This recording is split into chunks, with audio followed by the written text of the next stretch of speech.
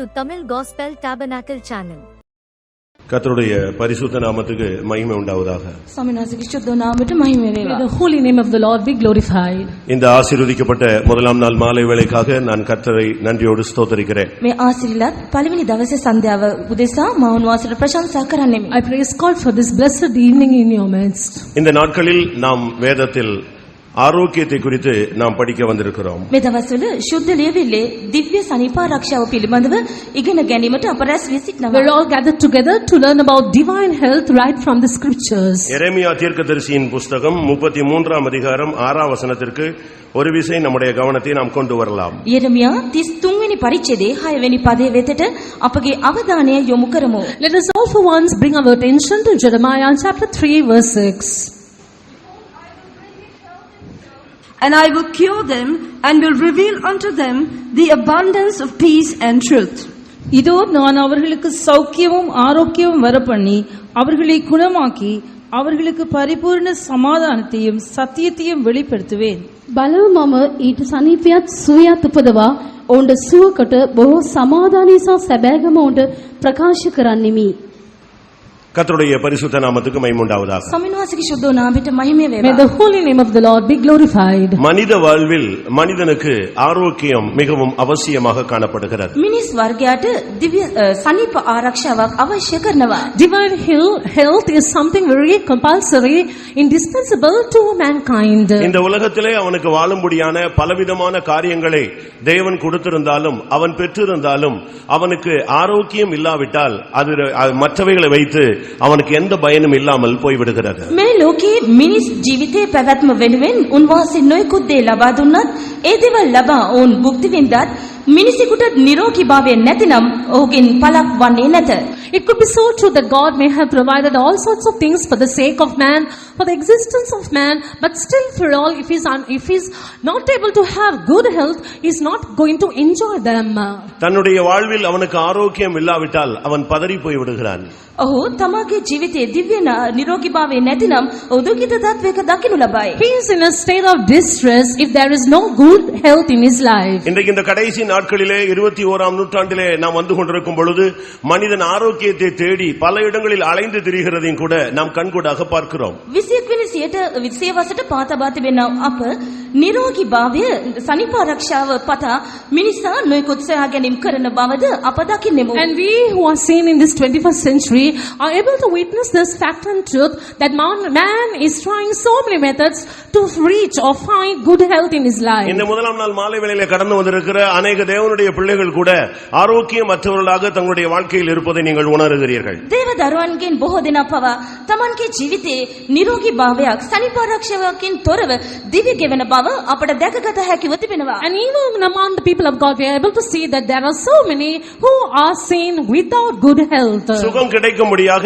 மனிதன் பல இடங்களுக்கு அலைந்து திரிகிறான். සනීපය සුවේ ලබා ගැනීමට නොහැකිව මනුෂ්‍යයා ඔබමම ගමන් කරමින් සිටී. And man is seen roaming about, wandering here and there in order to seek good health. மருத்துவர்கள் கூட மனிதனை குணமாக்க பல முயற்சிகள் எடுக்கிறார்கள். முடியாத பட்சத்திலே அவர்கள் சொல்லுகிறார்கள் உங்கள் தெய்வங்களை தேடி போங்கள் என்று அனுப்பி விடுகிறார்கள். වෛද්‍යවරයා පවා රෝගාතුරයා සුව කිරීම සඳහා අනේකවද ප්‍රයත්න දරන අතර ඔවුන්ගේ ප්‍රයත්නයේ අවසානයේ අසාර්ථක භාවය අත්දකින විට ඔබගේ දෙවියන් සිහි කරගන්න යනුවෙන් වෛද්‍යවරයා පවසයි. Even the doctors and physicians, they endeavor so much in order that the patients may be healed of all their sicknesses and be in good health. Eventually they tell them, you go and reach your God and seek God. தேவன் மனிதனை சிருஷ்டிக்கும் பொழுது அவனை ஆரோக்கியம் உள்ளவனாக நல்ல சுகதேகியாக அவனை நீடித்த வாழ்வுள்ளவனாக சிருஷ்டித்தார் என்று நாம் வேதத்திலே பார்க்க இயலும். දෙවියන් වහන්සේ විසින් මිනිසා මවනු ලැබුව අවස්ථාවේදී නිරෝගී භාවය හා සෞඛ්‍ය සම්පන්න කෙනෙකු හැටියටත් දීර්ඝායුෂ ඇති මිනිසෙකු ලෙසටත් මනුෂ්‍යව මවනු ලැබූ බව අප දේව වචනේ දකිනවා. And this is what we see in the evidence of the word of God. When God created man, that God created him in sound health and strength and as one who would have eternal life. அப்படி இருக்கும் பொழுது இப்பொழுது ஏன் மனிதன் இவ்வளவு வியாதியும் இவ்வளவு வேதனைகளும், வியாதிக்கு ஒரு பெரிய லிஸ்டே மனதிலே வைத்துக்கொண்டு அதை ஒரு பிரஸ்டீஜ் போல அவன் சுமந்து கொண்டு திரிகிறானே, அதுக்கு காரணம் தான் என்ன? එසේ තිබෙදී මිනිසයා රෝගයෙන් පීඩිත වෙමින් නොයෙකුත් රෝග පිළිබඳව හරියට ලයිස්තුවක් මෙන් අතේ තබාගෙන සුවය සහනය පතා එමේ අත යන්නට හේතුව කුමක්ද? Now when the matter is such, how is it that man is not seen without good health and strength, and he is seen with a list of reasons as to why he is sick and why is he wandering here and there? ஆண்டவர் மனிதனை உண்டாக்கின பொழுது அவனுக்கு ஒரு அதிகமான வருஷங்களை, ஜீவிய நாட்களை கூட்டி கொடுத்திருந்தார். 900க்கு அதிகமான வருடங்கள் மனிதன் நீடித்த ஆயுசு உள்ளவனாக சுகதேகியாக வாழ்ந்ததாக வேதம் சுட்டிக்காட்டுகிறது. මනුෂ්‍යව දෙවියන් වහන්සේ මව අවස්ථාවේදී දීර්ඝායුෂයෙන් සහ දිගුකල් වසර ගණනාවක් ජීවත් වීමේ අටියෙන් මනුෂ්‍යව මවනු ලැබූ අතර දේව වචනේ සඳහන් වන පරිදි වසර 900ක් පවා අධික කාලයක් ජීවත් වූ මනුෂ්‍යයන් අපට දැකගත හැකි වෙනවා. And this is what the word of God points out and say, when God created man, God created him with such long years in life, and there have been people in the history in the Old Testament where people have lived for more than 900 years. ஆதாம் 930 வருடம் வாழ்ந்ததாக வேதம் சொல்லுகிறது. ආදම් පිළිබඳව සඳහන් වන්නේ ඔහු වසර 930ක පමණ කාලයක් ජීවත් වූ බවයි. It is said about Adam, he lived for 930 years. Noah 950 வருடம் வாழ்ந்ததாக வேதம் சொல்லுகிறது. නෝවා පිළිබඳව කියා තිබෙනවා ඔහු වසර 950ක් ජීවත් වූ බව. It is said about Noah that he lived for more than 950 years. Methuselah 969 வருடம் வாழ்ந்ததாக வேதம் சொல்லுகிறது. මෙතුසලා වසර 969ක් ජීවත් වූ බව දේව වචනේ සඳහන් වේ. It is said about Methuselah in the word of God that he lived for 969 years. ஆனால் மனித சமுதாயத்திலே பாவங்களும் அக்கிரமங்களும் தேவனை விட்டு விலகி போகிற பல தன்மைகளும் வந்த பொழுது மனித வாழ்வு குறைந்து கொண்டே வருகிறதாக வேதம் சொல்லுகிறது. මිනිස් සමාජයේ තුල නොයෙකුත් ආකාර පාප අපරාධ දෙවියන් වහන්සේ විසින් පිළිකුල් කරන්නා නොයෙකුත් දුසිරුත් සහ නොයෙකුත් දේවල් ඇතුළීම කරනු කොටගෙන මනුෂ්‍යයාගේ ජීවිත කාල සීමා වූ බව අප දකිනවා. And this is the reason for the span of mankind to reduce. It is all because of the abundance of iniquity, abundance of all unrighteousness and all the bad and evil habits in man. ஏனோக்கு 365 வருடங்களாக அவனுடைய வாழ்க்கை குறைக்கப்படுகிறது. ඒනෝකේ ජීවිතය වසර 365කට කෙටි කරනු ලැබූ බව අප මින් දකිනවා. And we can see about the lifespan of Enoch that it was reduced or limited to 965 years.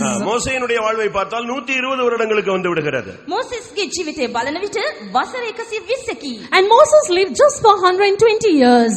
சங்கீதத்திலே நாம் 90ஆம் சங்கீதத்தை பார்க்கும் பொழுது අපි ගීතාවලිය 90 පරිච්ඡේදයේ පෙරලා බලන අවස්ථාවේදී When we turn to the 90th Psalm, 10ஆம் வசனம் என்ன சொல்லுகிறது? 10 පදයේ කුමක් කියයිද? what does verse 10 say? 70 வருடம் இல்லாவிட்டால் பலத்தின் மிகுதியினால் 80 வருடம் என்று சுட்டிக்காட்டப்படுகிறது. ජීවිතයේ දවස් අවුරුදු 70කි, ශක්තිය ඇතනම් අවුරුදු 80කි. The days of our years are 70, and by reason of strength it will be 80 years. ஆனால் இப்பொழுது 40, 30 இப்படிப்பட்ட வயதிலேயே அவர்கள் ஓட்டத்தை முடித்து விடலாம் என்று எண்ணக்கூடிய ஒரு காலத்திலே தள்ளப்பட்டிருக்கிறோம். නමුත් වසර 40කින් 30කින් වැනි කෙටි කාලයකින් ජීවිත අවසන් කරනු ලබනවා කියා සිතන්නට යෙදෙන කාලයකට අපි පා තබා තිබෙනවා. But we all have stepped out into a period of time where we think that man has to put an end to his life when he becomes 30 or 40 years. மனிதன் தேவன் குறுகிய வாழ்விலே தன்னுடைய ஓட்டத்தை முடிக்க வேண்டும் என்று விரும்புகிறாரா? මිනිසා තමාගේ ජීවිතය කෙටි කාලයකින් අවසන් කළ යුතුයයි දෙවියන් වහන්සේ කැමති වනසේක්ද? And is it the will and the pleasure of God for man to complete his years within a short period? அவன் சின்ன வயதிலேயே வியாதிப்பட்டு மரிக்க வேண்டும் என்று தேவனுடைய மனதில் இருக்கிறதா என்பதை நீங்கள் கேட்டு பார்த்தால் இல்லவே இல்லை.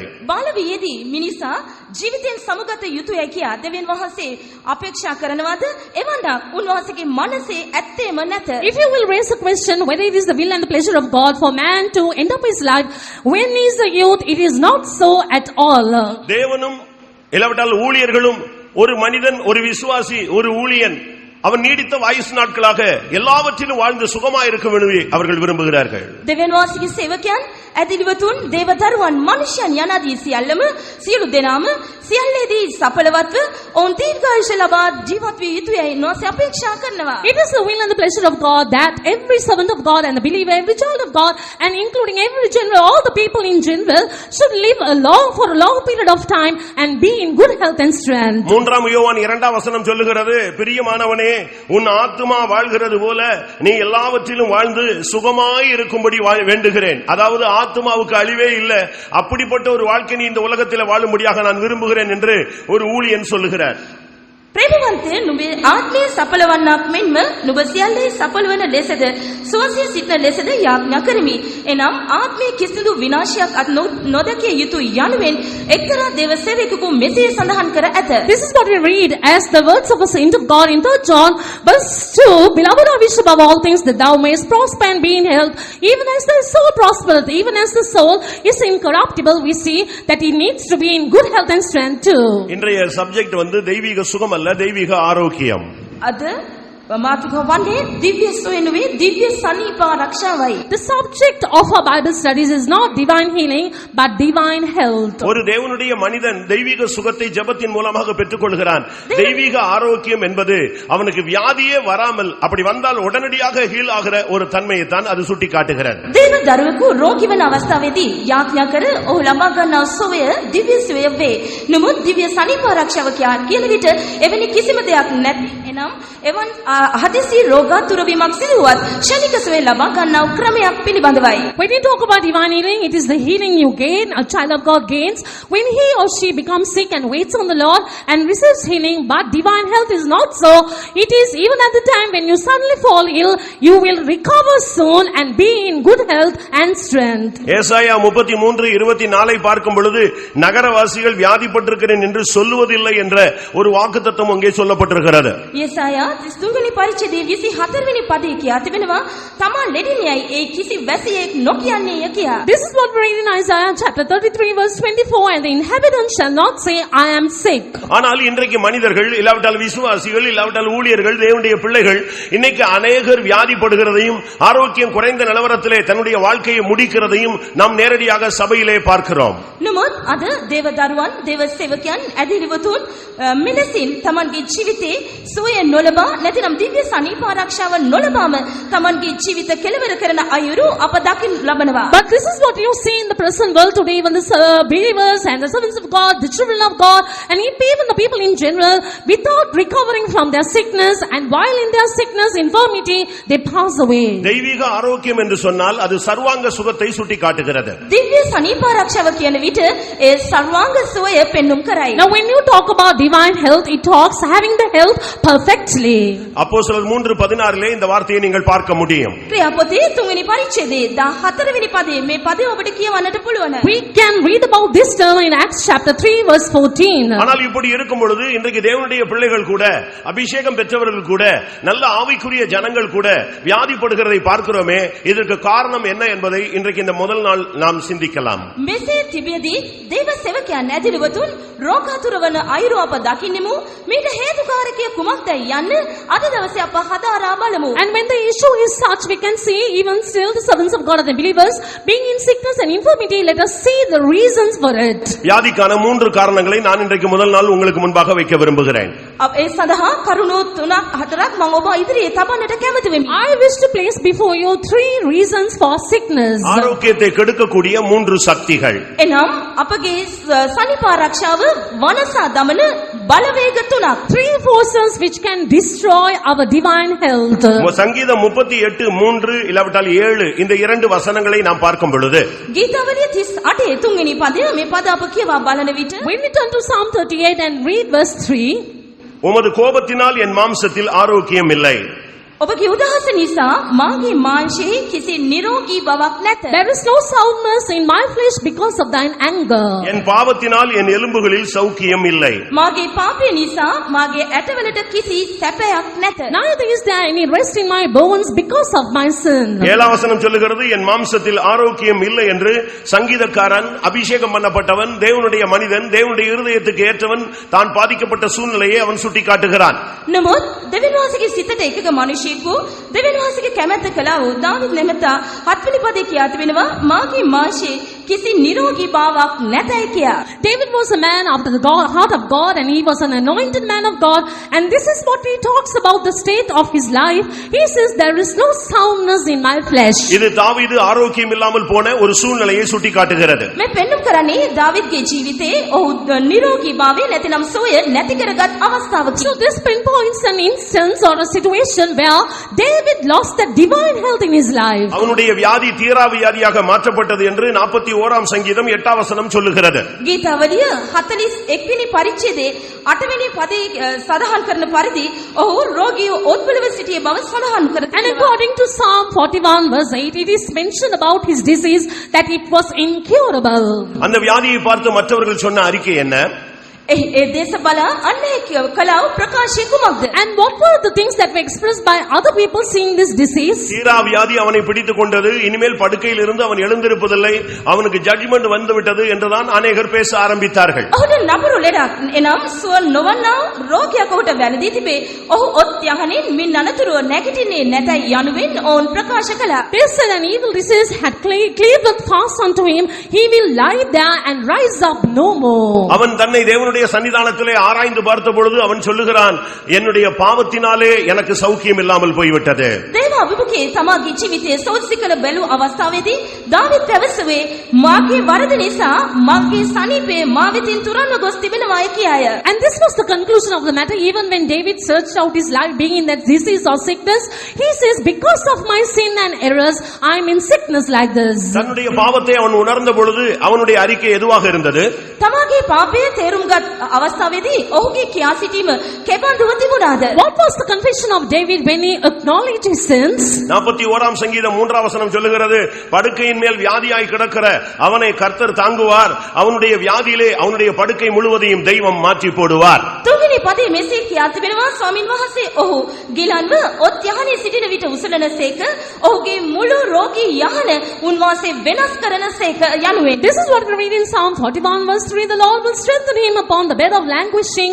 Thou wilt make all his bed in his sickness. அருமையானவர்களே, நீங்கள் வியாதிப்படும் பொழுது அதனுடைய ஒரு காரணம் பாவமாக இருக்கலாம். පෙවත්නි, ඔබ රෝගී වන විට ඊට එක හේතුවක් පාපය විය හැක. Dearly beloved, it could be because of your sin that you may be sick. அது தாவீதினுடைய தோல்வியின் காலம் என்று நீங்கள் வேதத்திலே பார்க்க முடியும். දාවිදගේ පරාජයට හේතුකාරකයක් වශයෙන් අපට දැකගත හැක. And we can also talk about the life of David that it was the reason of his failure. நான் பாவம் செய்த பொழுது இந்த வியாதி அவனை தொடர்ந்ததாக, தன்னுடைய பிள்ளையை பாதித்ததாக அவன் சொல்லுகிறான். මේ රෝගිය හේතු කොටගෙන තමාට වැළඳුණු බවත්, ඒ හේතු කොටගෙන තමාගේ දරුවන්ට පවා එතුලින් බලපෑම් ඇති වූ බවත් ඔහු සඳහන් කර තිබෙනවා. Also in his confession or expression he says it was that this is cleaved fast unto him and his child was affected because of this. நான் இதை சொன்ன உடனே நீங்கள் உடனடியாக ஒரு கன்க்ளூஷனுக்கு வந்துவிடக் கூடாது, எல்லா வியாதியும் பாவத்தினால் வருகிறது என்று. நீங்கள் கடைசியிலே ஒரு முடிவுக்கு நீங்கள் வாருங்கள். මා මෙසේ කියන අතර වාරයේදීම ඔබ අවසන් තීරණයකට එල්බ ගැනීම සුදුසු නොවේ.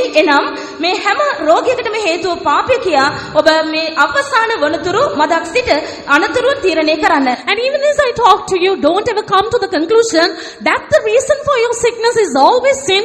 You listen to my sermon entirely, then you make the conclusion. ஒரு தேவனுடைய மனிதன் தவறு செய்யும் பொழுது தேவன் அவனை அடிக்கிறார், அதனால் அவனுடைய ஆரோக்கியம் கூட கடந்து போய் விடுகிறது. දේව දරුවෙකු වරද කරන අවස්ථාවේදී දෙවියන් වහන්සේගේ පහරට ඔහු ලක් වෙනවා. මේ හේතු කොටගෙන ඔහුගේ සනීපය ඔහු වෙතින් ඉවත් වී යනවා. When the child of God or a man of God shall make any errors before the Lord against the Lord, he is beaten or smitten by the Lord and therefore he becomes sick. 39 சங்கீதம் 10 வசனத்திலே அவன் சொல்லுகிறான், உம்முடைய கரத்தின் அடிகளால் நான் சோர்ந்து போகிறேன், என்னிலிருந்து உம்முடைய வியாதியை, என்னுடைய வியாதியை இல்லாவிட்டால் வாதையை என்னிலிருந்து எடுத்து போடும் என்று அவன் கெஞ்சுகிறான். ගීතා 39 වෙනි ගීතාවලියේ 10 වෙනි පදේ ඔබගේ පහර මා කෙරෙහි ඉවත් කළ මැනව ඔබගේ අත්පහරෙන් එසේ නොවන්නේ නම් මා ක්ෂය වෙමි යනුවෙන් ඔහු සඳහන් කරයි. And according to Psalm 39 verse 10, he is speaking to the Lord saying, remove thy stroke away from me, I am consumed by the blow of thine hand. கர்த்தருடைய பரிசுத்த நாமத்துக்கு மகிமை உண்டாவதாக. ස්වාමීන් වහන්සේගේ ශුද්ධ නාමයට මහිම වේවා. Glory be unto the name of God.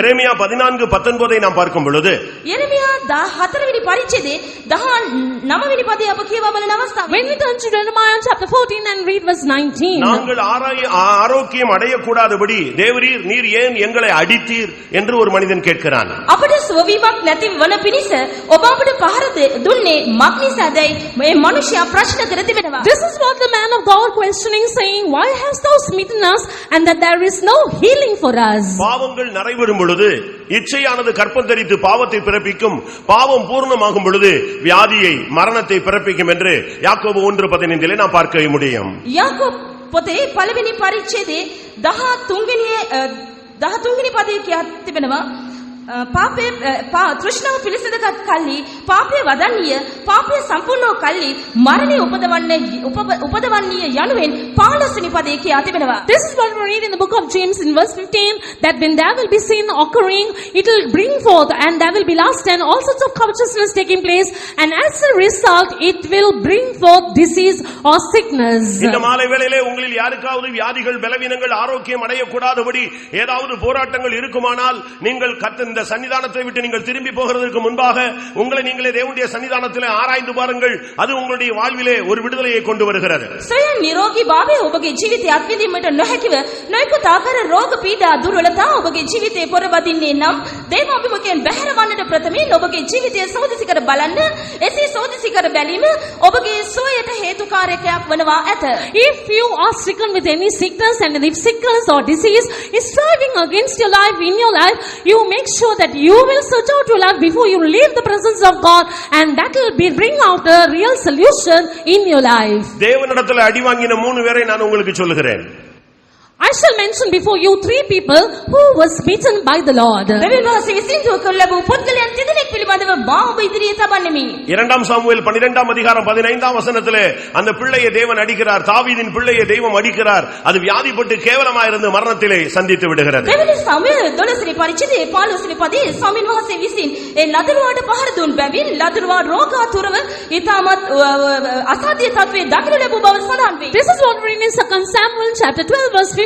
Because of the beating of the Lord, we see as to how the Lord smote the child, and he was suffering there because of a terrible sickness. யுத்தத்துக்கு போக வேண்டிய நேரத்திலே இல்லாவிட்டால் ஜெபத்துக்கு போக வேண்டிய நேரத்திலே சுகபோகத்தையும் மாம்ச இச்சைகளையும் நிறைவேற்றும்படியாக அவன் தன்னுடைய இடம் கொடுத்த பொழுது அவனுடைய சந்ததி அடிக்கப்படுகிறது. அது கேவலமாக மாறிவிடுகிறது. යුදයට නැතිනම් යාඥාවට යායුතු නියමිත වේලාවේ ඒ දේවල් අතපසු කරමින් තමාගේ තෘෂ්ණාවට සහ පාපයට හේතු ඉඩ දෙමින් ජීවත් වන අවස්ථාවේදී දෙවියන් වහන්සේගේ පහරට ලක් වෙන අතර මෙලෙසින් දරුවන් රෝගාතුර වන්නට එය හේතුකාරකයක් වෙනවා. Even at the point of time when he should have gone for the battle, he gave room to comforts and all sorts of lust in his life, and thereby he became smitten by the Lord, and there was a destruction to his seed. ஜெப நேரத்திலே நீங்கள் அந்த இடத்துக்கு போகாத பட்சத்தில் இச்சையின் வல்லமைகள் உங்களோடு போராடும். நீங்கள் வியாதியஸ்தராய் இல்லாவிட்டால் தேவனிடத்தில் வந்து அடி வாங்கக்கூடியவர்களாய் மாறுகிறீர்கள். යාඥාවට යායුතු වේලාවේ ඔබ එම ස්ථානෙට නොයාමක හේතු කොටගෙන දෙවියන් වහන්සේගේ පහරට ඔබ ලක් වෙනවා. ඒ හේතු කොටගෙන දෙවියන් වහන්සේ වෙතින් ඔබ ශාපයක් පහරක් ලබා ගන්නවා. When you fail to go for prayers at the time when you should give it to the Lord, and you become smitten by the Lord, and therefore there comes a destruction in your life. 2 Samuel 6ஆம் அதிகாரம் 7ஆம் வசனத்தை பார்க்கும் பொழுது தேவனுடைய பெட்டி அசைந்த பொழுது ஊசா பிடித்தான், கர்த்தர் அவனை அடித்தார். அதாவது ஊழியத்திலே நீங்கள் அவசியம் இல்லாமல் தலையிடும் பொழுது அது உங்களுக்கு அடியாக ஆரோக்கியமற்ற நிலவரத்துக்குள்ளே உங்களை கொண்டு போய் விடுகிறது. ஏன் மரணத்துக்கு கூட உங்களை கொண்டு போய் விடும். දෙවන සාමුවෙල් 6 වෙනි පරිච්ඡේදයේ 7 වෙනි පදයේ සඳහන් පරිදි ඒ ගිවිසුම් පෙට්ටිය හරක් දැඟලු නිසා සෙලවීමට හේත් වාජනය උබැවින් උත්සාහිත අත ගැසුවා. ඒ අවස්ථාවේදී ස්වාමීන් වහන්සේ උට පහර දුන්නා. එම ස්ථානෙම ජීවිතක්ෂයට පත් වූවා. එලෙසින්ම ඔබ සේවයට අනවශ්‍ය ලෙස අත හිස දැමීම කරනු කොටගෙන දෙවියන් වහන්සේගේ පහරට ලක්වන්න පුළුවන්. ඒ හේතු කොටගෙන ඔබට ඇතම් විට මරණයට පවා මුහුණ දෙන්න සිදු වෙන්න පුළුවන්. In the same manner we see in 2 Samuel chapter 6 verse 7, because of the ark of the covenant which shook, Uzzah tried to hold it, and we see he was smitten by the Lord and he died. In the same manner, unnecessarily when you indulge in God's service or ministry, you will be smitten by God, and there comes a destruction. இவைகளெல்லாம் தெரிந்தபடியால் தான் தாவீது சொல்லுகிறான், பெரிய காரியங்களிலும் மிஞ்சின கருமங்களிலும் நான் தலையிடுகிறதே இல்லை. என் தாயின் பால் மறந்த குழந்தையை போல என் ஆத்மாவை நான் அடக்கி அமர பண்ணினேன் என்று தன்னுடைய அனுபவத்தை அவன் சொல்லுகிறான். මේ පිළිබඳව මන අවබෝධයක් ලබා තිබුණා දාවිද් පැවසුවේ. පමණට වඩා මගේ පමණට වඩා ලොකු කාරණාවලට මැදි නොවෙමි. ඒවාට මම අත නොදමිමි. මේ වෙලෙස කිරීමෙන් මෙවැනි දේවල් වලට පහරට ලක්වන්න සිදු වෙනවා කියා ඔව් තමාගේ ආත්මය දමනය කර ආරක්ෂා කරගත් බව සඳහන් කර තිබෙනවා. That is why with this knowledge King David says, I will not exercise myself in great matters or in things too high for me, surely I will behave myself and quiet myself and become like a child that is weaned. இரண்டாம் நாளாகமம் 26ஆம் அதிகாரம் 20ஆம் வசனத்தை பார்க்கும் பொழுது அங்கே ஊசா என்கிற மனிதன் ஊழியத்திலே தலையிட்டு ஆசாரிய ஊழியத்தை தான் செய்ய முற்பட்ட பொழுது அவன் தேவனுடைய சன்னிதானத்திலே அடி வாங்கி குஷ்டரோகியாக தேவனுடைய சன்னிதானத்தை விட்டு வெளியே ஓடி வருகிறான். கடைசி வரை அவனுக்கு சுகம் கிடைக்கவில்லை. දෙවන ලේකම් 26 වෙනි පරිච්ඡේදයේ 22 වන පදේ උස්සියා නැමැති පුද්ගලයා පෝෂක සේවයට අනවශ්‍ය ලෙස නොයුතු ලෙස අත තැබීමට හේතු කොටගෙන දෙවියන් වහන්සේ ඌට පහර දී කුෂ්ඨ රෝගියෙකු බවට පත් වූ අතර ඔහුගේ ජීවිතාන්තය දක්වාම ඔහු සුවයක් නොලබා මිය ගිය බව සඳහන් වෙනවා. According to what we read in 2 Chronicles chapter 26 verse 22, King Uzziah also he tried to do the work of a priest there, and he became smitten by the Lord. He became a leper, and eventually he faced destruction in his life. ஒரு விசுவாசி எப்பொழுது வியாதிப்படுகிறான், ஆரோக்கியத்தை இழந்து போகிறான். ஒரு விசுவாசி எப்பொழுது ஆரோக்கியத்தை இழந்து போகிறான்? ඇතිලිවතේකෝ තමාගේ නිරෝගී භාවය නැති කරගන්නේ කොයි මොහොතකද? When does a believer lose his good health and strength? என்னாகமம் 9ஆம் அதிகாரம் 13ஆம் வசனத்திலே கர்த்தருடைய பந்தியை இல்லாவிட்டால் பஸ்காவை ஆசரியாமல் போகும் பொழுது ஒரு தேவனுடைய பிள்ளை வியாதி உள்ளவனாக மாற வாய்ப்பு அவனுக்கு இருக்கிறது. ගණන් කතාව 9 වෙනි පරිච්ඡේදයේ 13 වෙනි පදයේ සඳහන් වන පරිදි දෙවියන් වහන්සේගේ සබත් දවස සැරමේරීම අතපසු කරන්නව දේව දරුවෙකුට මෙලෙසින් රෝගී වන්නට හේතු ඇත. When you read Numbers chapter 9 verse 13, we can see when a child of God will fail to keep the Sabbath and fail to observe the Sabbath, he will be smitten by the Lord. He commits a sin against the Lord. உபாகமம் 23ஆம் அதிகாரம் 21ஆம் வசனத்தை பார்க்கும் பொழுது ஒரு விசுவாசி எப்பொழுது பொருத்தனை பண்ணிவிட்டு அதை நிறைவேற்றாமல் போகிறானோ அப்பொழுது அவனுக்கு அது வியாதியாக மாற வாய்ப்பு இருக்கிறது. ද්විතීය කතාව 23 වෙනි පරිච්ඡේදයේ 21 වෙනි ஏனென்றால் පදයේ அது அவனுக்கு பாவமாக மாறுகிறது. ද්විතීය කතාව 23 21 ඇතිලිවන්තයෙකු දෙවියන් වහන්සේට බාරයක් වී එය ඉෂ්ට නොකරන අවස්ථාවේදී එය ඔහුට පාපයක් බවට පත් වෙනවා. When according to Deuteronomy chapter 23 verse 21, when a child of God will make a covenant with the Lord, when he fails to observe it or pay it, it becomes a sin, and therefore he becomes smitten by the Lord. பஸ்காவை ஆசரியாமல் போகும் பொழுது நீ பாவியாய் மாறுகிறாய். பாவத்தின் நிமித்தம் வியாதி உள்ளே வந்து விடுகிறது. පස්ක සැමරීම අතපස කිරීම හේතු කොටගෙන ඔබ පාපයක් කරනු ලබනවා. ඒ හේතු කොටගෙන ස්වාමීන් වහන්සේ ඔබට පහර දෙන්නට සිදුවනවා. When you fail to keep the Sabbath or observe the Sabbath, the Lord, you commit a sin against the Lord, and thereby the Lord smites you. பொருத்தனை பண்ணாதே. ඒ නිසා බාරයක් නොවන්න. So therefore don't make a covenant in that manner. பண்ணினால் அதை நீ நிறைவேற்ற வேண்டும். බාරයක් වුණා නම් අනිවාර්යෙන්ම ඉෂ්ට කළ යුතුයි. And when you make a covenant, you have to observe it, pay it with a sacrifice. மீசையை எடுக்காதே, எடுத்தால் வைக்காதே. சொல்லுங்க. Moustache. Don't remove the mustache, but if you remove the mustache, don't have it back once again. நகையை எடுக்காதே, எடுத்தால் திருப்பி போடாதே. Don't take jewelry, but if you take it once again, remove it, don't put it once again. ஆபரணம். ආභරණ ගලවා දැම්මේ නම් නැවත එය නොපලදින්න. உன்னுடைய வாழ்க்கையிலே நீ மருந்து எடுக்க மாட்டேன் என்று சொன்னால் மருந்து எடுக்காதே. ඔබගේ ජීවිතේ ඔබ බෙහෙත් ගන්නේ නැතයි ඔබ තීරණය කළේ නම් එය නොගනින්න. If you make a covenant in your life that you will not take medicine, don't ever take it. இந்த மார்க்கத்துல வந்த பிறகு டபுள் ஆக்ட் ட்ரிபிள் ஆக்ட் எல்லாம் பண்ணக்கூடாது. நீ ஒரே வேஷம் தான் போடணும். මෙම සත්‍යතාවයට අනුව මේ ගැන්වීමට අනුව ඔබ දෙවිඩි ජීවිත නැත්නම් ද්විත රංගපෑම් කළ නොහැකි. ඔබට ජීවත් වීමට හැකියාව තිබෙන්නේ එකම ජීවිතයක් පමණි. You cannot have double action and triple action after you come into the truth. You have to live as an original person as you are. ஒன்று நீ பாவியாயிரு, இல்லாவிட்டால் பரிசுத்தவானாயிரு. ஒன்று நீ அனலாயிரு, இல்லாவிட்டால் நீ குளிராயிரு. ඔබ එක්ක පෞකාරයෙකුව සිටින්න, නැතිනම් ශුද්ධවන්තයෙකුව සිටින්න, උණුසුම සිටින්න, නැතිනම් ශීතලව සිටින්න. Either you be a sinner or a saint, or else be cold or be hot. ஏன் இரண்டு நினைவுகளால் குந்தி குந்தி நடக்கிறீர்கள்? ඔබ මේ දෙක අතර කොරගසා ඔබ කොරගසමින් ඇවිදින්නේ කුමක් නිසාද? But why are you halting between the two and not being any one of them? கர்த்தர் தெய்வமானால் கர்த்தரை பின்பற்றுங்கள், பாகால் தெய்வமானால் பாகாலை பின்பற்றுங்கள். ස්වාමීන් වහන්සේ දෙවියන් වහන්සේ නම් උන්වහන්සේ අනුගමනය කරන්න, බාල් දේවතා දෙවියන් නම් බාල් අනුගමනය කරන්න. If God be God, follow God. If Baal be God, you follow Baal. இன்னைக்கு சிபிஎம்ல நாம் நினைக்கிறோம் பாவம் என்று சொன்னால் பெரிதான ஒரு தவறு செய்தால் தான் பாவம் என்று எண்ணிக்கொள்கிறோம். අද CPM එකේ පාපයක් කියන විට ඊට බරපතල පාපයක් කළා නම් පමණයි ඒ පාපයක් වශයෙන් හඳුන්වන්නේ. This is the common understanding of the people in CPM. If you commit some serious sin, that is a sin. ராபோஜனம் எடுக்க வேண்டிய ஒரு விசுவாசி ஞானசானம் எடுத்த பிறகு ராபோஜனம் எடுக்காவிட்டால் அது அவனுக்கு பாவமாகும், அது அவனுக்கு வியாதிக்கு ஒரு காரணம். பொருத்தனை பண்ணிவிட்டு அதை செய்யாவிட்டால் அது அவனுக்கு பாவமாகும், அது வியாதிக்கு ஒரு காரணமாகும். වතුර බෞතිස්මය ගැනීමෙන් අනතුරුව ගලවතින්න කඩ කරන්නේ නම් ඒක ඔහුට පාපයක් වෙනවා.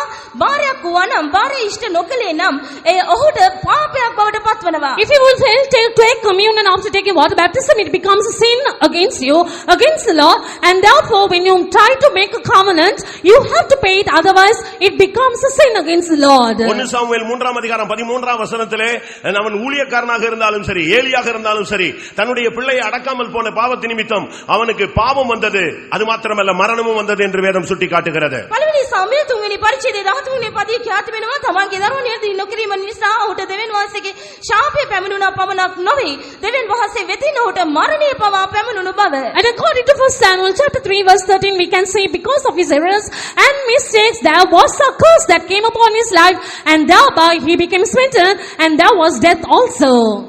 1 யோவான்ல 5ஆம் அதிகாரம் 16 17 வசனங்களை நான் பார்க்கும் பொழுது පළවෙනි යොහාන් 5 වෙනි පරිච්ඡේදයේ 17 18 වෙනි පදවල අප කියවා බලන අවස්ථාවේදී According to what we read in 1 John chapter 5 verses 14 and அங்க 15, பாவம் இரண்டு வகைப்படுகிறது. ඒ ස්ථානයේ පාපය පිළිබඳ විස්තර කර තිබෙනවා. the sin is of two categories. ஒன்று மரணத்துக்கு ஏதுவான பாவம், மற்றொன்று மரணத்துக்கு ஏதுவல்லாத பாவம். එකක් මරණයට හේතුකාරක වන පාපය සහ මරණයට හේතුකාර නොවන පාප. One is sin pertaining to death, and the other one not pertaining to death. நீங்க வீட்ல போய் அந்த மரணத்துக்கு ஏதுவான பாவத்தினுடைய 23 லிஸ்ட் நீங்க வீட்ல போய் படித்துக் கொள்ளுங்க. මරණයට පවරුන පාප පිළිබඳව ඒ ලයිස්ට් එක සඳහන් ඒ 21ම ඔබ නිවසට ගොස් කියවා බලන්න. You can go home and read that list which consists 23 things, items, and those are sins pertaining to death. அந்த 23 பாவம் என்ன? ඒ පාප 23 මොනවාද? What are those 23 sins? ரோமர் 1ஆம் அதிகாரம் 29ஆம் வசனத்திலிருந்து 32ஆம் வசனம் வரை ஒரு லிஸ்டையே பவுல் சுட்டி காட்டுகிறார். அதுல பாத்தீங்கன்னா நம்ம எல்லாரும் 100க்கு 100 அடிபட்டு போய் விடுவோம். රෝම පළවෙනි පරිච්ඡේදයේ 29 වෙනි පදයේ සිට 32 වෙනි පදයේ දක්වා සුදෝ පෞල්තුමා ලයිස්ට්ුවක් සඳහන් කර තිබෙනවා. ඒ බලන ආධාර බලන අවස්ථාවේදී ඇත්ත වශයෙන්ම අප 100ක් පරාජයට පත්වනවා. Romans chapter 1 from verse 29 to 32, we can say read the words of St. Paul where he has mentioned a list of sins, and if we will actually observe them, we will all be in a defeated state. மனித வாழ்வில் இந்த ஆரோக்கியமற்ற நிலவரம் இன்றைக்கு அநேகருக்குள்ளே இருக்கிறது.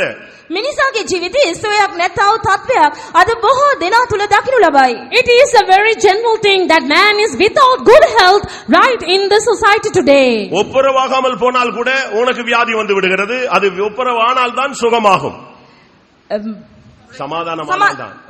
සමාන නැති වුණත් රෝග අවස්ථා තත්වයක උන් දකින්න ලබනවා. There are people who are sin with sicknesses because of the reasons they have no reconciliation. ஒரு சகோதரி அமெரிக்காவிலே மிகவும் வியாதிப்பட்டார்கள். සහෝදරියා ඉතාමත් රෝගී තත්වයකට පත් වුණා. A particular sister became very sick, அவர்களுக்காக உபவாச ஜெபங்கள் நடத்தப்பட்டது. වෙනවෙන් නිරහරේ ආඥාවත් පැවැත්තුවා. and fasting and prayers were held for her, அதிகமாக பிரேயர் செயின் நடத்தப்பட்டது. යාඥා දන්වලක්ද පවත්වනු ලැබුවා. and even prayer chains were held for her. Pastor Don அவர்களுக்காக எவ்வளவோ முயற்சி எடுத்தும் வசனத்தின்படி உள்ள எல்லா காரியத்தையும் செய்து முடித்தார். வியாதி சுகமாகவே இல்லை. දේවචනයට අනුකූලව කළ යුතු සෑම දෙයක්ම ඉෂ්ට කරනු ලැබුවා. මේ සියලු දේම කිරීමෙන් අනතුරුව පවා රෝගී කිසිම සුවයක් ලැබුණේ නැත. Whatever that could be done scripturally, all that was done for her, but it was all futile. கடைசில ஒரு நாள் அந்த சகோதரியை கூப்பிட்டு பாஸ்டர் டான் அவர்கள் பேசும் பொழுது, உங்களுக்காக வேத வசனத்தின்படி எல்லா முயற்சியும் எடுத்தாகிவிட்டது, உங்களுக்கு வியாதி சுகமாகவில்லை, உங்களுடைய சகோதரி இதே நகரத்தில் ஏதோ ஒரு பகுதியில் இருக்கிறதாக கேள்விப்பட்டேன், கொஞ்ச நாள் அவர்களிடத்தில் நீங்கள் போய் இருங்கள் என்று சொன்னார். ඒ අවස්ථාවේදී කැඳව පස් පැවසුවා දේවචනයට අනුකූලව කළ යුතු සෑම දෙයක්ම ඔබ සඳහා ඉෂ්ට කර අවසන් කර තිබෙනවා. එසේ නමුත් ඔබගේ රෝගිය තවමත් සුවතට පත් වූයේ නැත. ඔබගේ සහෝදරිය සිටින ස්ථානයට ගොස් ඔබ මද කාලයක් ඇහැ සමග නැවතී සිටින කියා ඇව පිටත් කර හැරියා. And this is what Pastor Don had told her, whatever that could be done for your health and recovery, we have done it scripturally, all for the best of us. But I heard that you have got a sister somewhere living close by. You stay there in her place for some time. அதுவரைக்கும் வியாதியில படுத்த சகோதரி உடனடியாக tension ஆகிவிட்டது. ඒ දක්වාම රෝගීන් පිළිසිට සිටිය සහෝදරිය හදිසියෙන්ම මදක් චකිතයට පත් වූ තත්වයක් පෙන්නුම් කළා. And this sister who was sick became tensed up all of a sudden. நான் எங்கனாலும் போவேன், அந்த வீட்டுக்கு மட்டும் போக மாட்டேன். நான் ஊழியத்துக்கு வர்றதுக்கு முன்னாலே அவங்களுக்கு எனக்கு பேச்சுவார்த்தை கிடையாதுன்னு சொன்னாங்க. මා ඕනෑම තැනකට යන්නම් නම සේවයට පැමිණෙන ප්‍රතිමෙන් පවා ඇයටත් මටත් කිසිම ආකාර කතා බහක් නැත කියා පැවසුවා. And this is what that sick sister said, I will go anywhere, wherever you may tell me to go, but I will not go there because we were not on talking terms even before I joined the ministry. அப்பொழுது pastor Don அவர் சொன்னார், கட்டாயம் நீ அங்கதான் போகணும்னு சொன்னார். Pastor Don විට පැවසුවා අනිවාර්යෙන්ම ඔබ මේ ස්ථානයට යා යුතුයි And this කියලා. is what Pastor Don said, you must actually go there. அந்த சகோதரி மனஸ்தாபப்பட்டார்கள். සහෝදරිය පසුතැ වුණා. And this sister repented. அந்த வீட்டுக்கு போகாமலே அவர்களோடு மன்னிப்பு கேட்டார்கள். යුනිවර්සිටි යන්නට නොයාම සහෝදරිය සමග සමාව ඉල්ලගත්තා. And she asked pardon from her sister even before she could go to her house. வருடக்கணக்காக இருந்த வியாதி அன்னைக்கு இரவு சுகமானது. වසර ගණනාවක් රෝගීන් පෙළමින් සිටියා. එදින ඒ මොහොතේ ඇය සුවය ලබා ගත්තා. This sister was sick for many long time, many long years, but she became healed. She got healed immediately. உங்களுடைய வியாதிக்கு பின்னாக பாவம் இருந்தால் யார் ஜெபித்தாலும் சுகம் கிடைக்காது, எவ்வளவு முயற்சி எடுத்தாலும் சுகம் கிடைக்காது. அந்த பாவம் மன்னிக்கப்பட்டால் தான் சுகம் கிடைக்கும். ඔබගේ රෝගය උදෙසා කොපමණ අන් අය යාඥා කළත් කොපමණ ඒ සඳහා වීර්ය වෙහෙස දැරුවත් ඔබගේ රෝගයට සුවය ලැබෙන්නේ නැත. ඔබගේ ජීවිතේ පාපයට කමාව ලබා ගන්න අතුරු However much others may endeavor and pray for your health, for your recovery, unless you put yourself right and repent for your sins, you can never be healed of your sickness. Mark 2ஆம் அதிகாரத்திலே திமிர்வாதக்காரனை குறித்து நாம் பார்க்கிறோம். அவனை தூக்கி கொண்டு வந்து இயேசுவினுடைய விடுகிறார்கள். இயேசு சொன்னார், மகனே உன் பாவங்கள் மன்னிக்கப்பட்டது. அந்த வார்த்தைக்கு பின்புதான் அவனுக்கு சுகம் கிடைக்கிறது. මාක් පොතේ දෙවන පරිච්ඡේදයේ අංශභාග රෝගියා උන්වහන්සේ ඉදිරියට ගෙන අවස්ථාවේදී පුත්‍රය ඔබගේ පාපයට කමා කරන ලද්දේ යේසුස් වහන්සේ කීසේක ඉන් අනතුරුයි ඔහුට සුවය අත් වූයේ. According to what we read in the Gospels in Mark chapter 2, we can see there was a man of the palsy who was brought before Jesus, and Jesus said, looking at the man, sons, your sins are forgiven. Only when Jesus said, your sins are forgiven, he became healed of his palsy. கர்த்தருடைய பரிசுத்த நாமத்துக்கு மகிமை உண்டாவதாக. ස්වාමීන් ශුද්ධ නාමයට මහිම වේවා. Glory be unto the name of God. யோபு 33ஆம் அதிகாரத்திலே அவன் வியாதிப்பட்ட பொழுது அவன் வாழ்வில் நடந்த சம்பவத்தை நாம் பார்க்க முடியும். යෝබ් පොතේ 33 වෙනි පරිච්ඡේදයේ ඔහු රෝගී වූ අවස්ථාවේදී ඔහුගේ ජීවිත සිද්ධිය පිළිබඳව එහි අප කියවනවා. When we turn to Job chapter 33, we can read about what happened to Job's life when he became sick. யோபு 33:19 இருந்து நாம் பார்க்கும் பொழுது යෝබ් 33 19 වෙනි පදය. When we read Job chapter 33 verse 19, அவன் தன் படுக்கையிலே வாதிக்கப்படுகிறான். ඔහු තමගේ යහනේ වේදනාව විඳින්නේය. he was suffering so much in his bed of sickness. அவனுடைய சகல எலும்புகளிலும் அகோரமான நோவு அவனுக்கு உண்டாகிறது. ඔහුගේ තමගේ ඇටවල නිරන්තර වේදනාවක් ඔහු අත්විඳියේය. And he was experiencing strong pain in his bones. அவன் அப்பமே வேண்டாம் சாப்பிடவே முடியாது என்று ஒதுக்கி விடுகிறான். ඔහු කෑම පවා කෑමට නොහැකි කියමින් ඒ තමාට රුචි නැතයි කියා ඒ ඉවත් කළ බව කියා තිබෙනවා. It is said about him, his life abhorred bread and his soul dainty meat. அவன் மிகவும் மெலிந்து அவனுடைய எலும்புகள் எல்லாம் வெளியே தள்ளி கொண்டு வருகிறது. ඔහු ඉතාමත් කෘෂවි ඔහුගේ ඇටමව මිදුළු පවා පෙනෙන ස්ථානයට පනින් බව කියා තිබෙනවා. His bones were sticking out because he became so thin. அருமையான சகோதரனே சகோதரியே, நீ ஒருவேளை இந்த மாலை வேளையிலே முதலாம் நாள் கூட்டத்திலேயே சுகத்தை தேடி வந்திருக்கலாம். வியாதி உன் சரீரத்தை உருக்குலைத்து போட்டிருக்கலாம். ප්‍රේමවතුනි, මේ පළවෙනි දවසේ සන්ධ්‍යාවේ ශරීරය ඔබගේ රෝගී සුවය වෙනුවෙන් ඔබ පැමිණ ඇති. ඔබ රෝගයෙන් වැරි ගොස් දකිනු ලබනවා වෙන්න පුළුවනි. Oh dearly beloved, even this evening you may have come to the presence of God without sound health and strength, with physical ailments, disease and sickness, and the Lord is there to heal you. எந்த சூழ்நிலையில் நீ வியாதிப்பட்டிருந்தாலும் அதை குறித்து நீ பாரப்பட வேண்டாம். உன்னை வியாதியிலிருந்து உன்னை மீட்கும்படியாக ஒரு மீட்கும் பொருள் ஒன்று இருக்கிறது. කුමනාකර වාතාවරණයක් යටතේ ඔබ රෝගිය තත්ත්වයට පත් වුවද ඒ පිළිබඳව ඔබ කනස්සලු නොවන්න. ඔබගේ රෝගී මිදීම සඳහා යම් මිදීමේ මිලයක් ඇත. It does not matter in what circumstance you were made sick or became sick, but remember there is a redeeming or healing virtue, that which is able to heal you and make you to recover. வியாதியிலிருந்து உன்னை மீட்டு உன்னை ஆரோக்கியமாக மாற்றக்கூடிய அந்த மீட்கும் பொருள் யார்? எது? රෝගයෙන් මිදීම ලබා දී ඔබට සුවය සනීපය ලබා දෙන්නව ඒ මිදීමයි කවුරුන්ද? What is that healing power, and who is that person who is able to deliver you and make you to recover from your disease? யோபு 33 அதிகாரம் 24 வசனத்தை பார்க்கும் பொழுது යෝබ් 23 34 කියවදී When we turn to Job 33 and read verse 24. மீட்கும் பொருளை நான் கண்டுபிடித்தேன். 24 මිදීමේ මිලයක් මට සම්භවිය. I have found the redeeming item. யார் இந்த மீட்கும் பொருள்? මිදීමේ මිලය කවුද? Who is able to redeem us? 1 தீமோத்தேயு 2 அதிகாரம் 6 வசனத்திலே நம்மை மீட்கும்படியாக தன்னைத்தானே தன் ஜீவனை கொடுத்தாரே அவர்தான் இயேசு கிறிஸ்து. அவரே முழு மனுக்குலத்தினுடைய மீட்கும் பொருளாக மனிதன் ஆரோக்கியமாகும்படியாக தன் ஜீவனை அவர் கொடுக்கிறார். පළවෙනි තිමෝති දෙවන පරිච්ඡේදයේ 6 වෙනි පදේ උන්වහන්සේ සියල්ලන් උදෙසා මිදීමේ මිලයක් කොට තමන්ම දුන්නා වූ මනුෂ්‍ය වන්නා වූ ක්‍රිස්තුස් වහන්සේය. උන්වහන්සේ මිනිස් සංහතයේ ඊශ්වරයේ සනීපය වෙනුවෙන් මිදීමේ මිලය වැය කළා වූ යේසුස් ක්‍රිස්තුස් වහන්සේ නම් වේ. And even according to what we read in 1 Timothy chapter 2 verse 6, Jesus Christ is that ransom who became a sacrifice for us, and he became a ransom for us to be testified in due time. இயேசு கிறிஸ்து என்கிற அந்த மீட்கும் பொருளை நீ கண்டுபிடித்தால் உன் வாழ்விலே அவரை உன்னுடைய ரட்சகராக ஏற்றுக்கொண்டால் இந்த மாலை வேளையிலே நீ ஆரோக்கியமடைய முதல் கதவை நீ திறந்து விடுகிறாய்.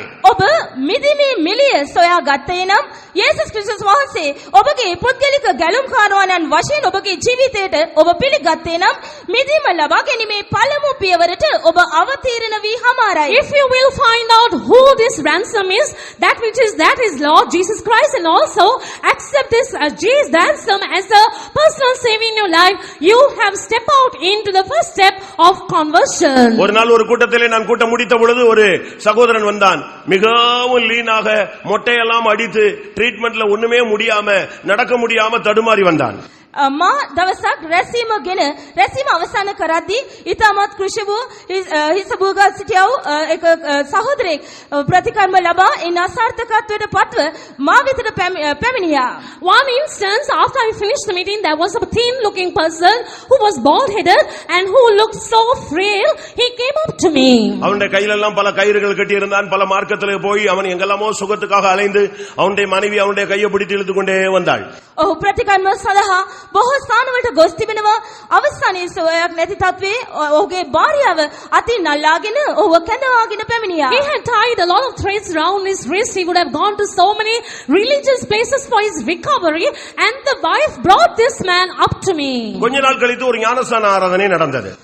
මද කලකින් අනතුරු වතුර බාප්තිස්මය පැවැත්තුවා. And after some days, a baptismal service was held. நல்ல சுகதேகியாக ரொம்ப தடியாக அழகான ஒரு குழந்தையை பிடித்துக்கொண்டு ஒரு அழகான ஒரு வாலிபன் தன்னுடைய அவன் தகப்பன் நல்ல ஒரு திடகாத்திரமாக ஞானஸ்நானம் எடுக்க வேண்டும் என்று வந்து நின்றான். ඉතාමත් ප්‍රශ්නමත් ඉතාමත් සනිපෙන් යුක්තව හැඩදෙඩි කෙනෙකු තමාගේ දරුවෙකු සමග වතුර බාප්තිස්මය ගැනීම සඳහා පැමිණ And සිටියා. in order to take baptism, even on that day, there was a person who approached. He looked very fat and healthy looking, and he came along with his child. நான் சொன்னேன் இன்னைக்கு தான் நீ வந்திருக்கிற, இன்னைக்கு எப்படி உனக்கு ஞானஸ்நானம் கொடுக்க முடியும்? கொஞ்ச நாள் வந்து கொண்டே இருன்னு சொன்னேன். ඔදවපයි ඔබ පැමිණිය ඔබට බාප්තිස්මය ලබා දෙන්නේ කෙසේද? ඔබ තව ටික කලක් පැමිණීගෙන ගත යුතුයි මවට පැවසුවා. Looking at this man, I said, you have just come today. You have to come continually in order to take water baptism here. அவன் சொன்னா நான் 9 மாசமா வந்துகிட்டு இருக்கிறேன். එවිට ඔහු පැවසුවේ නැත මා සෑම මාසයකම පැමිණියා. But this is what he said, I've been coming every month. நான் சொன்னா உன்னை நான் பார்த்ததே இல்லையா இந்த என் சர்ச்சில். එවිට මා පැවසුවේ මගේ සභාවේ කිසි දවසක මා ඔබව දුටුවේ නැත කියයි. Then I told him, I've never seen you in my church. அவன் சொன்னா ஒரு நாள் நீங்க கூட்டம் முடிஞ்ச போது என் மனைவி என்னை கையை பிடிச்சிட்டு ஒரு எலும்பு கூடு மாதிரி ஒருத்தி கொண்டு வந்தாலே அவன் தான் நானு ஏசு என்னை சுகமாக்கிட்டாருன்னு சொன்னான். අවස්ථාවේදී ඔහු පැවසුවේ දිනක් මාගේ භාර්යාව ඇටසැකිල්ලක් මෙන් මාව අතින් අල්ලාගෙන ඔබ වෙතට ගෙනාවා රැසීමක් අවසානයේ. ඒ තැනත්තා තමයි මා උන්වහන්සේ මට සම්පූර්ණ සුවය ලබා දී තිබෙනවා කියා. And this is what the man said, I'm the same man whom you may have seen as a skeleton coming along with my wife, and the Lord Jesus has healed me now. இயேசு என்கிற மீட்கும் பொருளை உங்களுடைய வாழ்க்கையிலே நீங்கள் கண்டுபிடித்து அவருடைய கரத்திலே உங்களுடைய வாழ்வை ஒப்புக் கொடுத்தால் உங்கள் வாழ்க்கை எப்படி மாறும் என்று யோபு 33:25 வாசித்து பாருங்கள். මිදීමේ මිලය ඔබ විසින් සොයාගෙන ඒ මිදීමේ මිලයට ඔබගේ ජීවිතේ බාර කළ අවස්ථාවේදී ඒ කන්නු කොටගෙන උන්වහන්සේ ඔබට ලබා දෙන්නා වූ ඒ ආශිර්වාදය පිළිබඳව යෝබ් 33:25 කියවා බලන්න. When you read Job 33:25, you will be able to see the end results of obtaining the ransom in your life, seeking out to him and finding it out and experiencing that ransom in your life. அவன் மாம்சம் வாலிபத்தில் இருந்ததை பார்க்கிலும் ஆரோக்கியம் அடையும். ඔහුගේ මාංශය දරුවෙකුගේ මාංශයට වඩා අලුත් වනවා ඇත. His flesh shall be fresher than a child. அவன் தன் வாலிப நாட்களுக்கு வால வயதுக்கு திரும்பி வருவான் என்று வேதம் சொல்லுகிறது. ඔව් තමාගේ යෞවන දවස්වලට නැවත හැරී පැමිණෙනවා ඇත. And the word of God says he shall return to the days of his youth. கர்த்தருடைய பரிசுத்த நாமத்துக்கு மகிமை உண்டாவதாக. ස්වාමීන් වහන්සේගේ ශුද්ධ නාමයට ස්තුති වේවා. Glory be unto the name of God. இன்றைக்கு மனிதன் ஆரோக்கியமாக இல்லாமல் அவன் போறதுக்கு பல காரணங்களில் ஒரு காரணம் அவனுடைய வாழ்விலே உள்ள தோல்விகளும் அவனுடைய மாம்சத்தின் இச்சைகளும் அவன் வாழ்விலே வந்த பாவங்களும் தான் அவனை இழுத்துக் கொண்டு போகிறது. අද මනුෂ්‍යයාට සොය සනීපය නොලැබී ඉන්නට හේතුව නම් ඔහුගේ ජීවිතයේ තිබෙනා මානසික තෘෂ්ණාවන් පාපය පරාජයන් මේ දේවල් ඔහුගේ ජීවිතයේ එලෙසින් ඇදගෙන යමින් තිබෙනවා. This is the reason of the sickness of man's life. We say it's all because of the sins in his life and the failures, and he is driven towards them. கர்த்தருடைய பரிசுத்த நாமத்துக்கு மகிமை உண்டாவதாக. ස්වාමීන් වහන්සේගේ ශුද්ධ නාමයට ස්තුති Glory වේවා. be unto the name of God. இரண்டாவது காரணம் දෙවන කාරණය And the second reason. மத்தேயு 15 அதிகாரம் 22 வசனத்தை பார்க்கும் பொழுது ශුද්ධ මතයෝ 12 වෙනි පරිච්ඡේදයේ 22 වන පදය. When we turn to Matthew 12 and read verse 22. ஒரு பெண் தன்னுடைய மகள் கொடிய வேதனைப்படுகிறதாக அதுக்கு காரணம் பிசாசு என்று அவளே சுட்டி காட்டுகிறாள். ඔහු කෙනෙකු තමාගේ පුත්‍රයා මහසේ වේදනාව විඳින බවත් ඊට හේතුව දුෂ්ට ආත්මයක් බවත් ඔහුම පවසා තිබෙනවා. And this man, he had a son who was being tormented with the devil, with an evil spirit, and he himself says he is possessed with the devil. இயேசு அந்த வல்லமையை கடிந்து கொண்ட பொழுது அந்த பிள்ளை ஆரோக்கியமானாள் என்று மத்தேயு 15:28 நாம் பார்க்கிறோம். යේසුස් වහන්සේ ඊට දරුවටු කළ අවස්ථාවේදී දරුවා සුවය ලැබූ බව මතෙව් පොතේ 15 වෙනි පරිච්ඡේදයේ 25 වෙනි පදයේ කියා තිබෙනවා. When we turn to Matthew 15:28, we can see when the Lord Jesus rebuked that spirit, that child was made whole, or it became normal. கர்த்தருடைய பரிசுத்த நாமத்துக்கு மகிமை உண்டாவதாக. ස්වාමීන් වහන්සේගේ ශුද්ධ නාමයට මහිම වේවා. Glory be unto the name of God. இப்பொழுது வியாதிக்கான இரண்டாவது காரணம் அது பிசாசு என்பதை நீங்கள் விளங்கிக் கொள்ள வேண்டும். රෝගී වීමට දෙවන හේතුව වශයෙන් යක්ෂයායයි ඔබ තේරුම් ගත යුතුයි. So you need to understand right now that the second reason for sickness is the devil. லூக்கா 13 அதிகாரம் 16 வசனத்தை பார்க்கும் பொழுது ලූක් පොතේ 13 වෙනි පරිච්ඡේදයේ 16 වෙනි පදයේ කියවා බලද්දී When we turn to Luke 13:16, 18 வருடமாக அவள் நிமிரக்கூடாத கூனியாக இருந்தால் அதுக்கு காரணம் இயேசு சொல்லுகிறார் பலவீனத்தின் ஒரு ஆவி அவளை தாக்கி இருந்தது. 18 අවුරුද්දක් ඇයට කෙලින් වීමට නොහැකිව තිබුණා. ඊට හේතු වශයෙන් යේසුස් වහන්සේ ගෙනහැර දැක්ුවේ දුර්වලකමේ ආත්මයක් ඇව පීඩාවට පැමිණ බවයි. this woman was stooping for 18 years. She could not lift up herself, and Jesus said she was tormented with a spirit of infirmity. அந்த ஆவிக்கு பெயர் எந்த விதமான ஒரு பெயரும் கிடையாது, ஒரு ஆள் தத்துவம் கிடையாது, பலவீனம் என்கிற ஒரு ஸ்பிரிட். එම ආත්මයට කිසිදු හැඳින්වීමක් නැත. එය හඳුන්වන්න පුළුවන් එකම නාමය වන්නේ දුර්වලකමේ ආත්මයයි. There is no definite name for this sickness. It was simply known as the spirit of infirmity. இன்னொரு உதாரணம் 2 கொரிந்தியர்ல நாம் 12 அதிகாரம் 7 வசனத்திலே அப்போஸ்தலனாகிய பவுல் வியாதிப்பட்டதற்கு காரணம் ஒரு முள், ஒரு சாத்தானுடைய ஒரு தூதன் அவரை கூட்டிக் கொண்டிருந்ததாக அவரே சுட்டி காட்டுகிறார். දෙවනි කොරින්ති 12 වෙනි පරිච්ඡේදයේ 7 වෙනි පදයේ තවත් නිදසුනක් වශයෙන් ශුද්ධ පෞල්තුමා රෝගී වන්නට හේතුව උලක්. එනම් සාතන්ගේ දූතයෙකු වැනි උලක් ඔහුව පීඩාවට පත් කළ බව කියා තිබෙනවා. And another reason or an example for this sickness is we can read in 2 Corinthians chapter 12 verse 7 as to how Paul was tormented because of the thorn in the flesh, and it was by the messenger of Satan. கர்த்தருடைய பரிசுத்த நாமத்துக்கு மகிமை உண்டாவதாக. ස්වාමීන් ශුද්ධ නාමයට මහිම වේවා. Glory be unto the name of God. இன்றைக்கும் சாத்தானுடைய வல்லமைகள் தேவனுடைய பிள்ளைகளை, வல்லமை வாய்ந்தவர்களை, பிரபலமானவர்களை இந்த வல்லமை வியாதியினாலே தாக்கி அவர்களுடைய வேகத்தை குறைக்க அவன் முற்படுகிறார். සාතන්ගේ නොයෙකුත් ආකාර බලවේග අද ප්‍රබල ජනප්‍රිය ප්‍රසිද්ධ අයවලුන්ගේ තිබෙනා වූ සේවයන් පවා අඩු කිරීම සඳහා අවම කිරීම සඳහා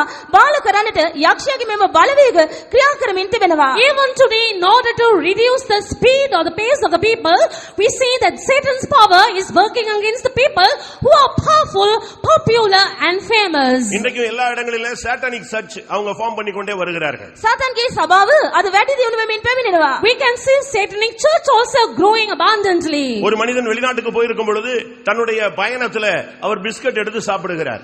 කෙනෙකු විදේශගත වන අවස්ථාවේදී ගමනේදී ඔහු හදිසියෙන්ම බිස්කට් පැකටුවක් ඇර බිස්කට් කමින් සිටිය A තිබෙනවා. particular man, when he was on his journey abroad, he had taken a packet of biscuits and started eating the biscuits. பக்கத்துல உள்ளவருக்கு கொஞ்சம் மரியாதைக்காக நீங்களும் பிஸ்கட் எடுத்துக்கோங்கன்னு சொல்றார். අසල සිටියා කෙනාටත් ඔහු බිස්කට්ුවක් දික් කරමින් ඔබත් මේ කන්න කියා තිබෙනවා. For the sake of manner, he has offered the biscuits to the next person and also wanted him to eat it. அவன் சாரின்னு சொல்லிட்டான்.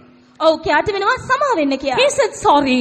ஏன் என்னன்னு கேட்டாரு. හේතුව කිමද? And he wanted to know the reason. நான் ஃபாஸ்டிங் வேண்டான்னு சொல்லிட்டு. මා නිරහරව සිටනවා මට මේ එපා. The other man said, I don't want it because I'm fasting. இவர் ஒரு இண்டிபெண்டன்ட் பிரீச்சர், இவர் கொடுக்கறாரு, அவன் ஒரு ஆள் சாதாரண ஆளு வேண்டான்னு சொன்ன உடனே இவருக்கு வெக்கமா போச்சு. அவன் ஃபாஸ்டிங்கிறான், நம்ம பிஸ்கட் தின்னுட்டு இருக்கோமே. ස්වාධීන සභාවක සමාජිකයෙක් ඇදිලොන්තුවක චෝයි සිටියා. ඔහු විස්කතුව දෙන අවස්ථාවේදී ඔහු නිරහරව කියා එපා කියලා කිව්වා.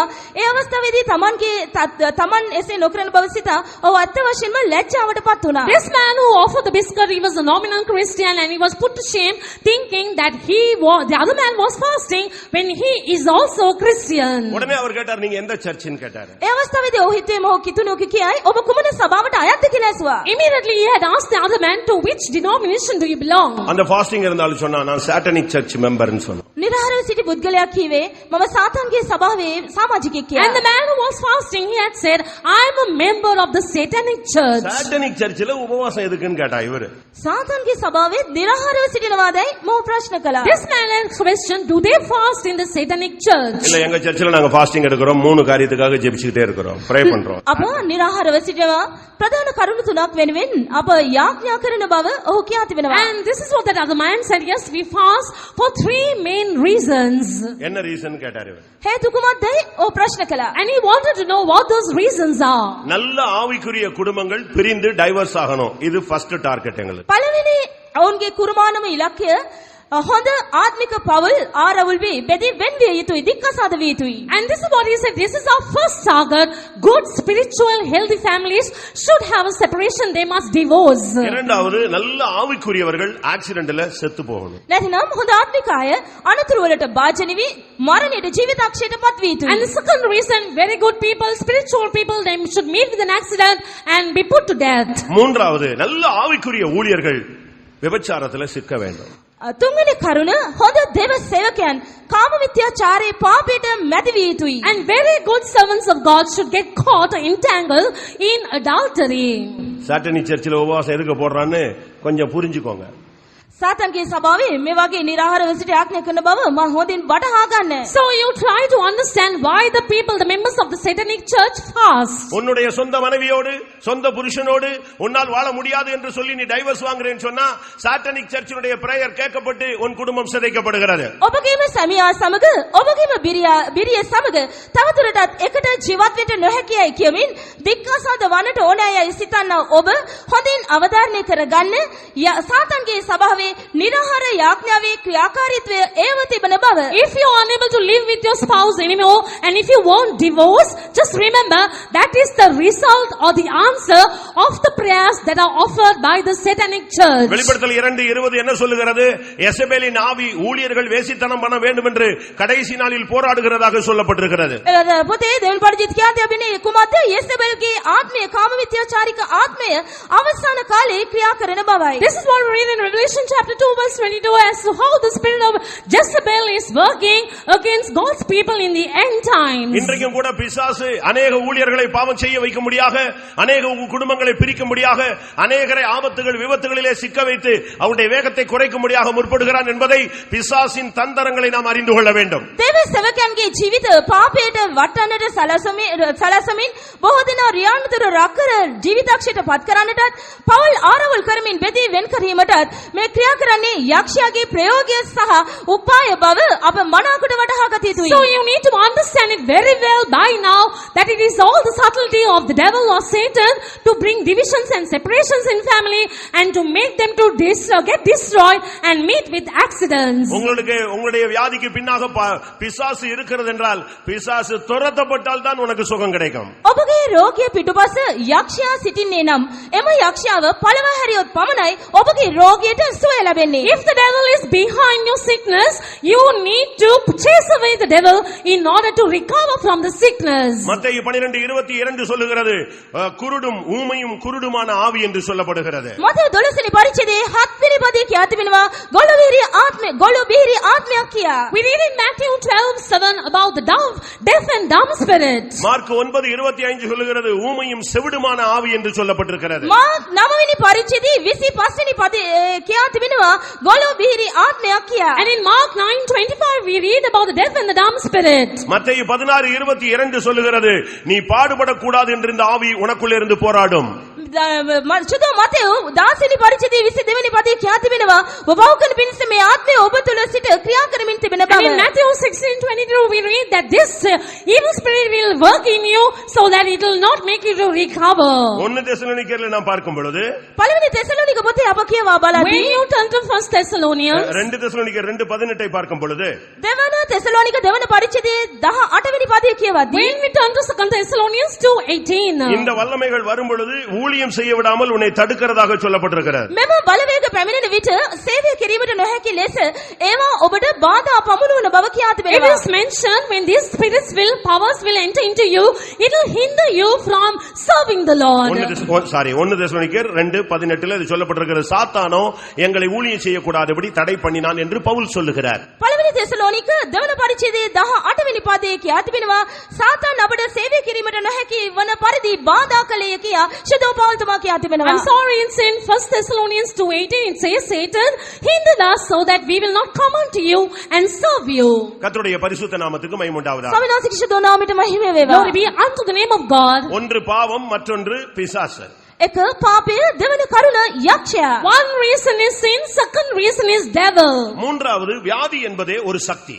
තුන රෝගයට අනුකූලව යම්කිසි බලවේගයක්. Third reason is some reason according to the sickness. பாவம் இருந்தாதான் வியாதி வருதுன்னு நம்ம சொல்ல முடியாது. පාපය නිසාම රෝග පැමිණෙනවායයි අපට කිව නොහැකි. We can never say it's because of sin a person gets sick. பிசாசு இருந்தாதான் வியாதி வரும்னு சொல்ல முடியாது. යක්ෂයා නිසාවෙන්ම රෝග පැමිණෙනවායයිද කිව නොහැකි. You can never say it's because of the devil a person gets sick. தேவ நாம மகிமைக்காக உன்னை சுகமாக்கும்படியாக ஒரு சாட்சியாக மாற்றும்படியாக வியாதி வரலாம். දෙවියන් වහන්සේගේ නාමයේ මහිමේ උදෙසා සාක්ෂිකාරයෙකු වශයෙන් ඔබව නගා සිටවන්න උන්වහන්සේ වෙතින් සුවය ලැබීම සඳහා රෝග පැමිණිය හැකි. Sickness can come to you for the sake of the glory of the name of the Lord in order that you may be raised up as a witness for the Lord. நம்ம hard work வரலாம், மன உளைச்சல் வரலாம், தூக்கம் இல்லாமல் இருக்கிறதுனால வரலாம், அதிகமான ஃபாஸ்டிங் போடுறதுனால வரலாம்.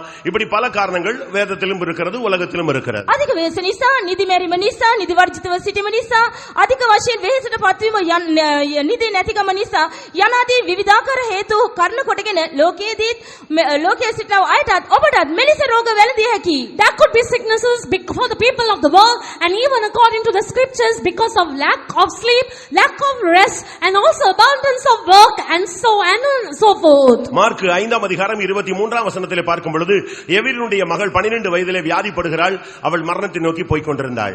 මාක් පුතේ ශුද්ධ ලියවිලි අප කියවා බලන විට මාක් පුතේ 21 වෙනි පදේ අප කියවනවා එම ස්ථානයේ යාරිස්ගේ දුව මරණාසන්නව රෝගීව මරණාසන්නව සිටි බව. And even according to the word of God in Gospels and Mark we can see Jairus' daughter was also sick and she was nigh unto death. இப்படி பலரும் வியாதிப்பட்டதை நீங்கள் வேதத்திலே பார்க்க முடியும். මේ වගේ රෝගීව බොහෝ දෙනා පිළිබඳව දේව වචනේ කියවිය හැක. So in this manner in the scriptures you can read about so many people who became sick. ஒருவன் 8 வருடம் வியாதி திமிர்வாதக்காரனாய் இருந்தான். තවත් කෙනෙකු වංශමාර්ග රෝගියෙකු වශයෙන් දකින්නු ලැබුවා. There was a man who was a paralytic.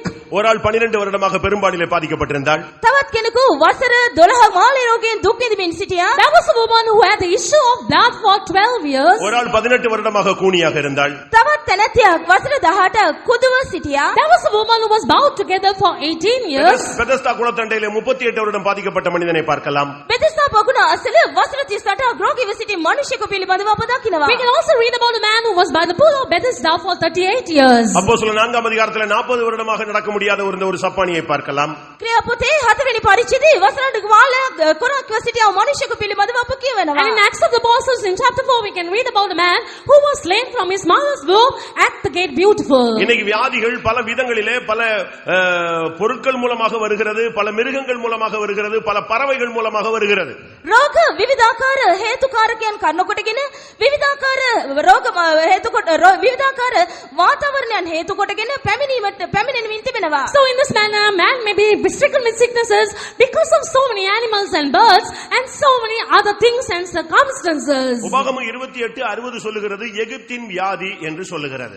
ගණන් කතාව ද්විතීය කතාව 28 වෙනි පරිච්ඡේදයේ සඳහන් කර තිබෙනවා එතුම නම් රෝගය පිළිබඳව. We can read about the sickness that comes upon the people of Egypt, even according to Deuteronomy chapter 28. யோவான் 5:6 பார்க்கும் பொழுது வெகுகால வியாதி என்று ஒரு வியாதி சொல்லப்படுகிறது. මතය யோவான் 5:6 යොහන් 5 වෙනි පරිච්ඡේදයේ 6 වෙනි පදයේ තවත් රෝගියෙක් පිළිබඳව සඳහන් කර And තිබෙනවා. we can also read about the sickness in John chapter 5 verse 6 about the infirmity for 38 years. தானியேல் 8:27 வசனத்துல தானியேல் சில நாள் வியாதிப்பட்டதாக அவர் சொல்லுகிறார். දානියෙල් 8 වෙනි පරිච්ඡේදයේ 27 වෙනි පදයේ දානියෙල් රෝගාතුරව සිටි බව එහි සඳහන් කර And we තිබෙනවා. read about Daniel that he was sick for a particular period of time in Daniel chapter 8 verse 26. Mark 1:34 வியாதினாலே உபத்திரவப்பட்டதாக ஒரு மனிதன் சொல்லுகிறார். මාක් පුතේ පළවෙනි පරිච්ඡේදයේ 34 රෝගී කර්ණ කොටගෙන අධික වශයෙන් පීඩා විඳ බව එක්තරා මිනිසෙක් සඳහන් කර තිබෙනවා. And we read about a particular man who was sick because of a particular sickness in Mark 1:34. பிலிப்பியர் 2:27 சொல்லுகிறது ஊழியத்தின் நிமித்தம் மரணத்துக்கு ஏதுவான வியாதிப்பட்டதாக ஒரு மனிதனை குறித்து சொல்லி இருக்கிறார். පිලිපි පොතේ දෙවන පරිච්ඡේදයේ 27 වෙනි පදයේ සේවයේ අධික වශයෙන් වෙහෙසවීම කර්ණ කොටගෙන රෝග මරණාසන්න වනතුරු රෝගී වූ බව සඳහන් කර And in තිබෙනවා. Philippians chapter 2 verse 28 we read about a man who was sick unto death because of striving in the ministry for a long time. கர்த்தருடைய பரிசுத்த நாமத்துக்கு மகிமை உண்டாவதாக. ස්වාමීන් වහන්සේ ක්ෂිත නාමයට මහිම Glory වේවා. be unto the name of God. வியாதி வந்ததனுடைய காரணம் என்ன?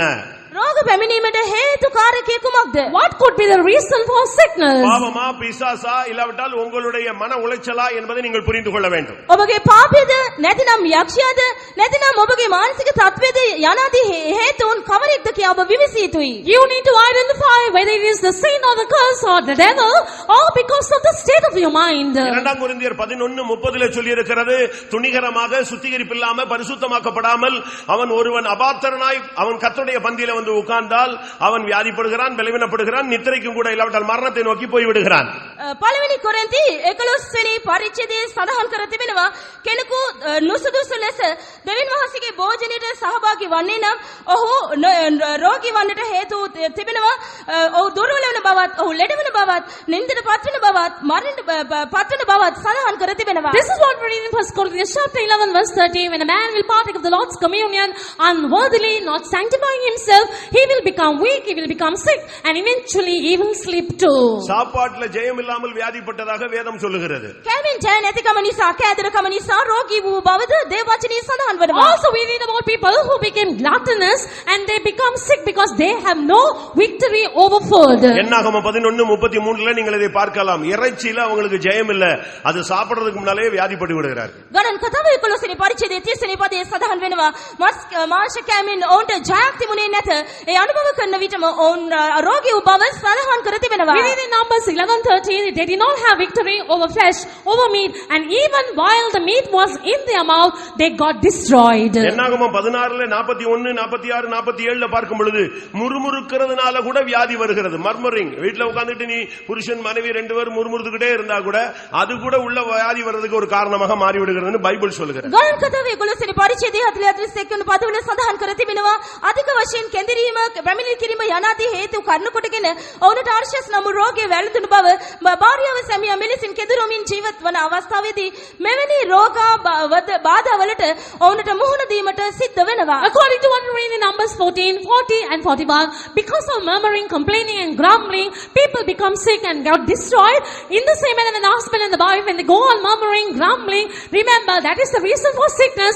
This is what the word of God says. இரண்டாம் ராஜாக்கள் 1:2 வசனத்துல ஒருத்தன் மேல் வீட்ல இருந்து கீழே விழுந்து அவன் வியாதிப்பட்டான். දෙවන රාජාවලියේ පළවෙනි පරිච්ඡේදයේ සඳහන් කර තිබෙනවා කෙනෙකු උඩමහලේ සිට පහතට වැටි ඔහු රෝගාතුරව මිය ගිය බව. We read in 2 Kings chapter 1 about a man who fell from the loft downward and he became sick and got killed.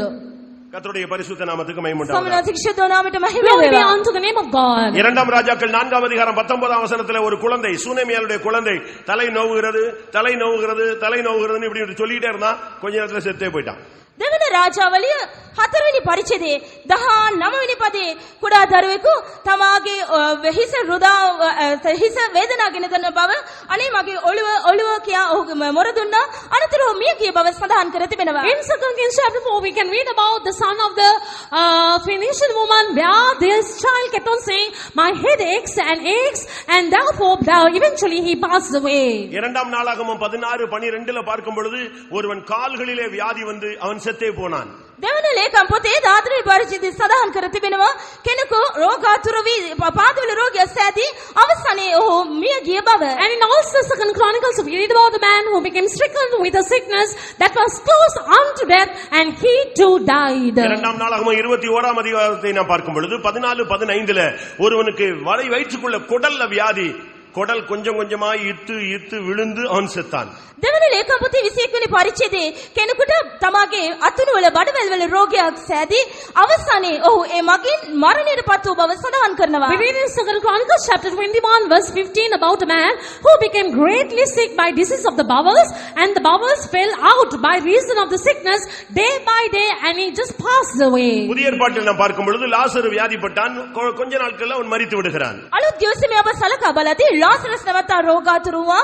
මද කලකින් ඔහු මරණයට පත් වුණා. In the New Testament we read about a man called Lazarus who was sick for a short time and finally he too passed away. அப்போஸ்தலர் 9ஆம் அதிகாரத்திலே தபீத்தாள் என்கிற பெண் வியாதிப்படுகிறாள், மரித்து விடுகிறாள். ක්‍රියා 9 වෙනි පරිච්ඡේදයේ තබීතා නැමැති රෝගී වී මරණයට පත් වූ බව කියා In තිබෙනවා. Acts of the Apostles chapter 9 we read about Tabitha who passed away and she became sick and then passed away. பிரியமானவர்களே, நான் இப்பொழுது 3 காரணத்தை உங்களுக்கு சொன்னேன். මෙවැතිනි හේතු කාරක තුනක් මම ඔබ ඉදිරියේ තැබුවෙමි. Dearly beloved, I have placed before you the 3 reasons. நாங்கள் இப்பொழுது நேரம் கொடுக்கும் பொழுது உங்களுடைய பாவத்தினால் வந்ததா என்பதை நீங்கள் அனலைஸ் பண்ணி பாருங்கள். මා ඔබට වේලාව දෙන විට ඔබගේ රෝගවලට හේතුව පාපයද ඔබ මදක් ඔබගේ ජීවිතය විමසා බලන්න.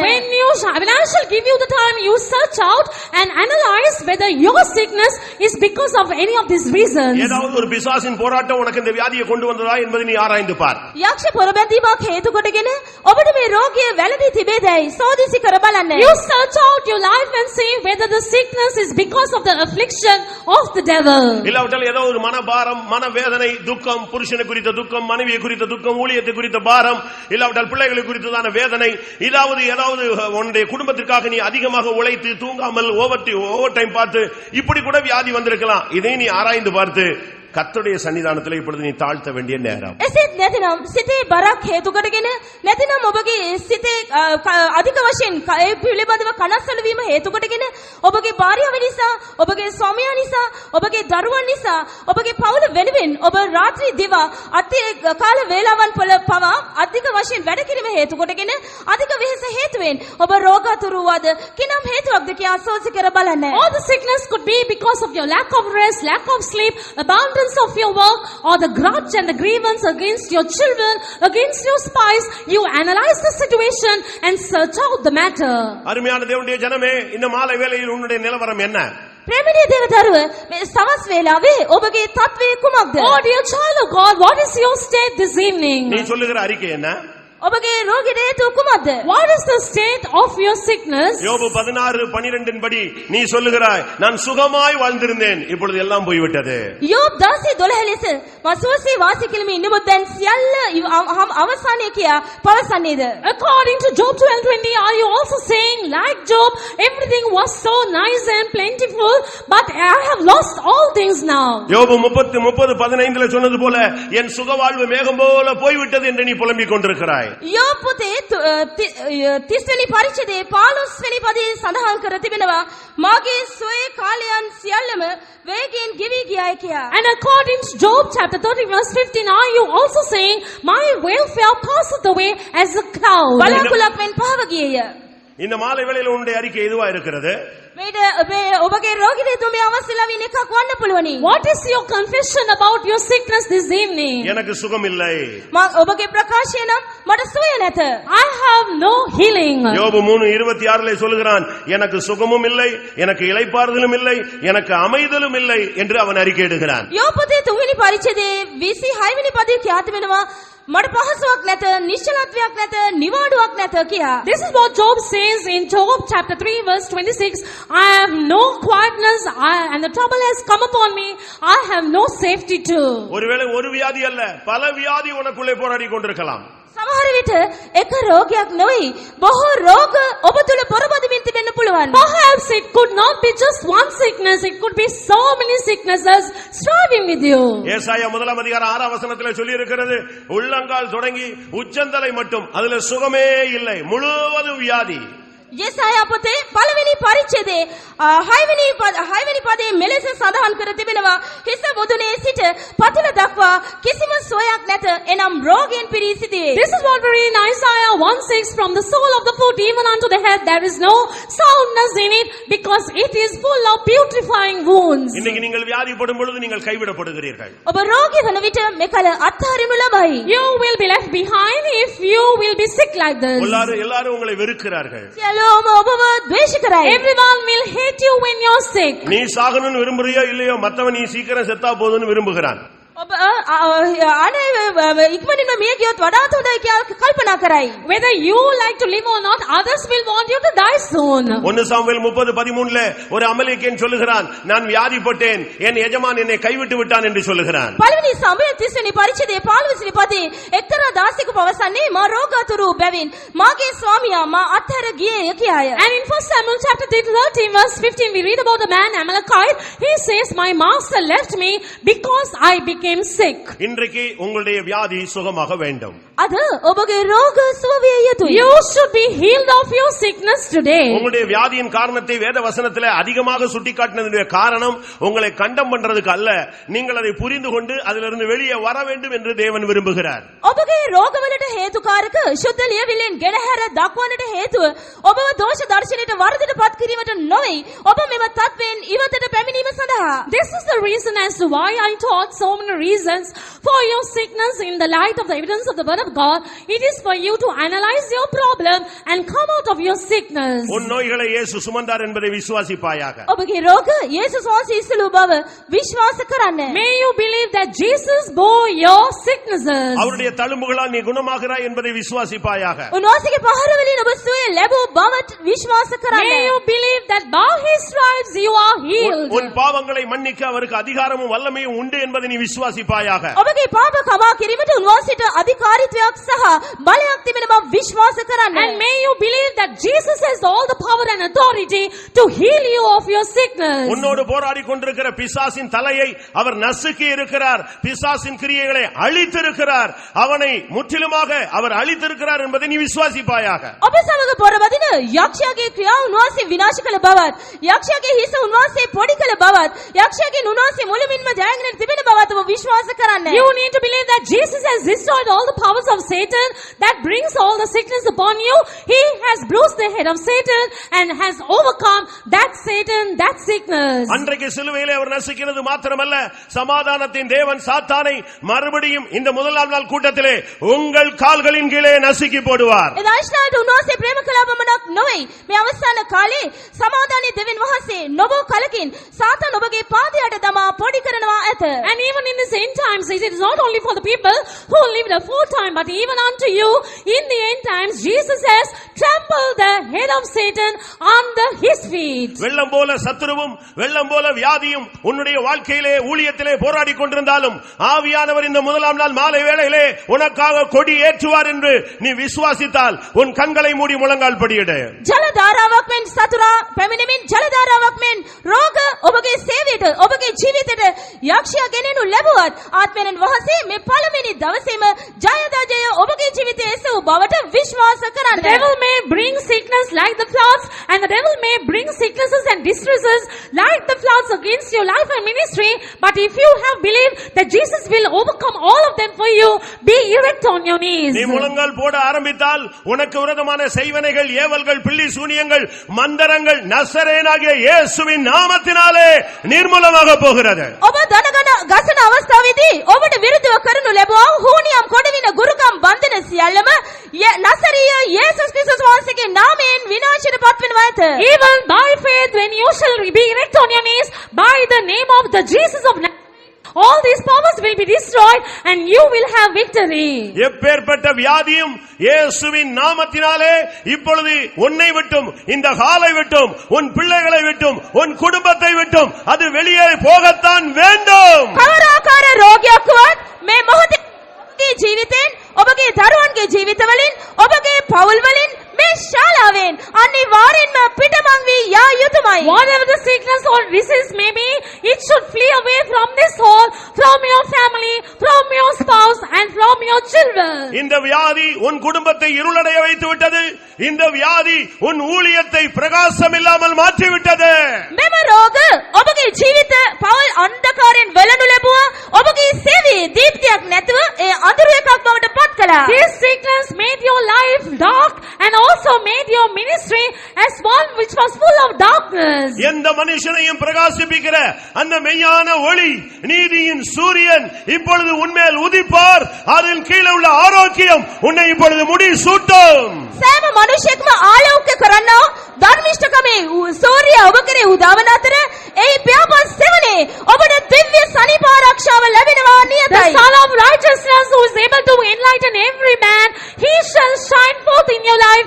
Under his wings you will have healing. ஆண்டவர் இந்த கூட்டத்தில் உலாவுகிறதை எத்தனை பேர் உணர்கிறீர்கள்? මේ රැස්ීමේ උන්වහන්සේ ඔබ මතී සක්මන් කරන බවට කී දෙනෙක් හැඟීමට ගන්නවාද? How many of you feel that the Lord is moving in our midst even on the first day of our meeting? ஒரு 5 நிமிடம் யாரும் கண்ணை திறக்காதீங்க. විනාඩි 5කට කිසිම කෙනෙක් ඔබගේ ඇස් විවෘත For නොකරන්න. 5 minutes don't open your eyes. யாரும் எழும்பி வெளியே போகாதீங்க. කිසිම කෙනෙක් නැගිට ශාලාවෙන් පිටතට නොයන්න. Let none get up and go away from this hall. முடிந்தால் முழங்கால் படியிட்டு என்னை குணமாக்கும் என்று ஒரு வார்த்தை சொல்லிக் கொண்டே இரு. හැකිනම් දනින් සිට මාව සෝකරනවා කියනවා එක වචනේ පවසමින්ම සිටින්න. If possible, be erect on your knees and keep on telling the Lord, Lord, heal me. நீர் என்னை கழுவும் நான் வெண்மையாவேன். ස්වාමිනී ඔබ මාව සෝදුව මැනව එවිට මා සුසෙනුදු වන්නෙමි. Oh Lord, you wash me, I will be made as white. நீர் என்னை குணமாக்கும் நான் சுகமாவேன். ඔබ මා සුව කළ මැනව එවිට මා සුව වන්නෙමි. Oh Lord, you heal me, I will be healed. நீர் எனக்காக எழுந்தருளும் நான் ஜெயித்து விடுவேன். ඔබ මා වෙනුවෙන් නැගිට සිටිය මැනව මා ජය ගන්නෙමි. You arise for me, I will have victory. இப்பொழுது இயேசு உன்னை குணமாக்கும் நேரம். මේ මොහොත වනාහි යේසුස් වහන්සේ ඔබව සුව කරන වේලාවයි. This is the moment in which Jesus will heal you. நீங்கள் 100% எக்ஸ்பெக்ட் பண்ணலாம். 100% நீங்கள் தேவனுடைய சுகத்தை எதிர்பார்க்கலாம். ඔබ 100% දිව්‍ය දෙවියන් වහන්සේගේ සුවය අපේක්ෂා කරනවා වෙන්න You පුළුවන්. can expect God to heal you 100%. எந்த வல்லமையும் இனிமேல் நீக்க முடியாது. කිසිදු බලවේගයක් ඔබ ඉදිරියේ සිටින්න No බෑ. other power can withstand you. உன்னுடைய வல்லமையை நீ தரித்துக்கொள். ඔබේ බලය පැලඳ ගන්න. Put on your power. உன்னுடைய அபிஷேகத்தை தரித்துக்கொள். ඔබේ ආලේපය පැලඳ ගන්න. Put on your strength. உன்னுடைய அக்கினியை நீ எடுத்துக்கொள். ඔබගේ ගින්න පැලඳ බාලා, ගන්න. Take up your fire. இயேசு உன்னை குணமாக்குகிறார். යේසුස් වහන්සේ ඔබව සුව කරයි. Jesus will heal you.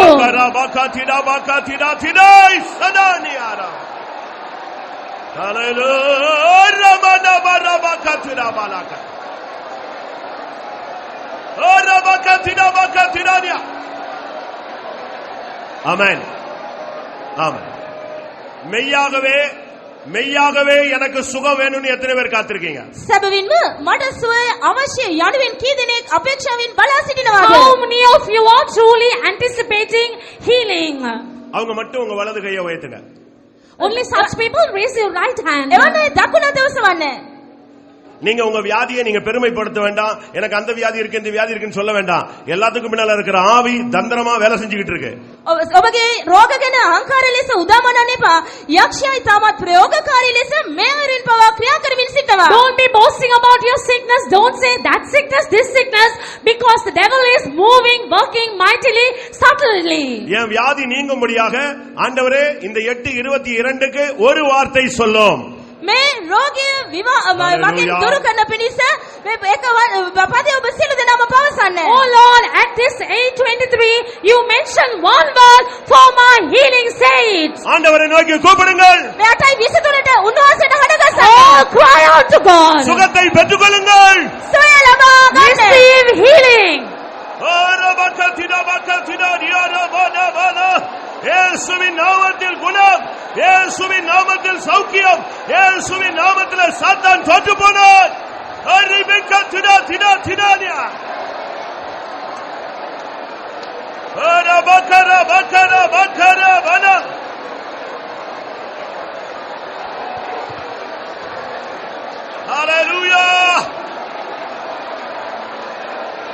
என் இயேசுவால் எல்லாம் கூடும், என் இயேசுவால் எல்லாம் கூடும்.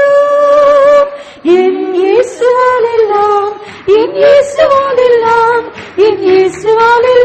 கூடும். நீ விசுவாசித்தால் போதும். நீ விசுவாசித்தால் போதும். நீ விசுவாசித்தால் என்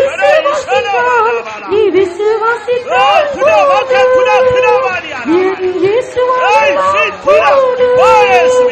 என் இயேசுவால் எல்லாம் கூடும். என் இயேசுவால் எல்லாம் என் இயேசுவால் எல்லாம் கூடும். நீ விசுவாசித்தால் போதும். நீ விசுவாசித்தால் போதும். நீ விசுவாசித்தால் போதும். நீ விசுவாசித்தால் போதும். நீ விசுவாசித்தால் போதும். நீ விசுவாசித்தால் போதும். நீ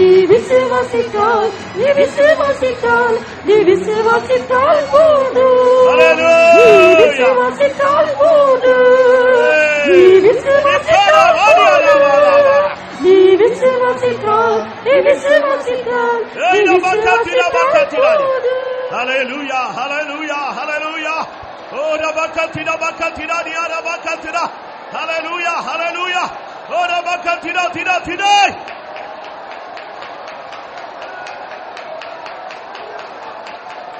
Amen. Amen. ஒரு தகப்பன் சொன்னான், ஆண்டவரே நீர் வந்து உம்முடைய கைகளை வையும், அப்பொழுது எனக்கு ஆரோக்கியம் கிடைக்கும் என்று. எனக்கு පැවසුවා ස්වාමිනී ඔබ පැමිණ ඔබගේ මගේ හස්තය තබන්න එකිල මට සුවය ලැබෙනවා ඇත කියලා. Our father said, "Oh Lord, you come and keep your hand upon me, I will be healed."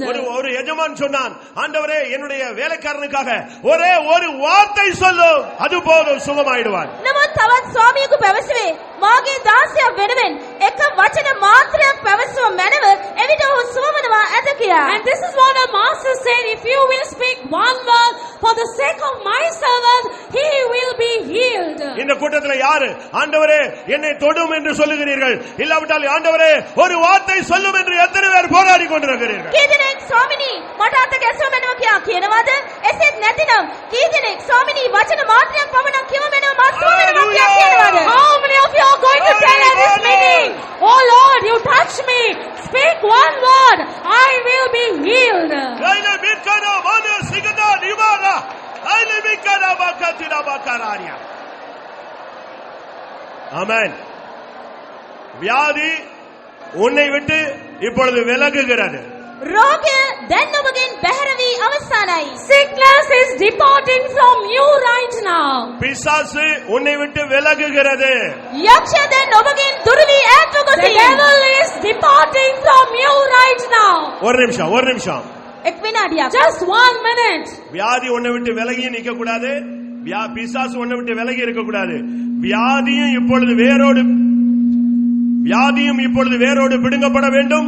பிசாசு இப்பொழுது மொத்தமாக அழிக்கப்பட வேண்டும். රෝගය ඔබගෙන් බැහැරව නොතිබිය යුතුයි. යක්ෂය ඔබගෙන් බැහැරව නොසිටිය යුතුයි. යක්ෂයා සහ රෝගය මුළුන් ඔබට ඔබගේ ජීවිතේ නොදරා ඉවත් කළ දැමිය යුතුයි. Sickness should not simply depart from you, and the devil also simply should not depart from you. It should be rooted out from your life. ஒரு நிமிஷம். විනාඩියක්. Just 1 minute. ஏன் அப்படி சொல்லுகிறேன்? ඇයි මම එසේ කියන්නේ? Why do I say so? அது போன உடனே உனக்கு வியாதி சுகமான மாதிரி தெரியும். வீட்டுக்கு போன உடனே திருப்பி 2 நாள்ல படுத்துருவ. அது தவறு. ඔබ ඒ දුරු අවස්ථාවේදී ඔබ සුවයක් ලැබූ ලෙස ඔබට දැනේ. නමුත් නිවසට ගිය විට නැවත ඔබ රෝගී වී දෙදිනක් රෝගී යහනේ සිටින සිදුවේ. When the sickness departs from you, you may think that you are healed. After 2 days, you will fall ill again. So that is how it works when it departs. குமாரன் விடுதலையாக்கினால் மெய்யான விடுதலை. இனி சாகு வரைக்கும் உனக்கு வியாதி வரக்கூடாது. පුත්‍රයා නිදහස් කරන්නේ නම් සැබෑ නිදහසකි. ඔබගේ මරණය දක්වා ඔබට රෝග නොපැමිණිය When යුතුයි. the Son shall heal you, Receive you will have healing. perfect soundness. There will be no more sickness. ரிபாலா Baqarah பக்கத்திரா ரிபாலா. ஹalleluya.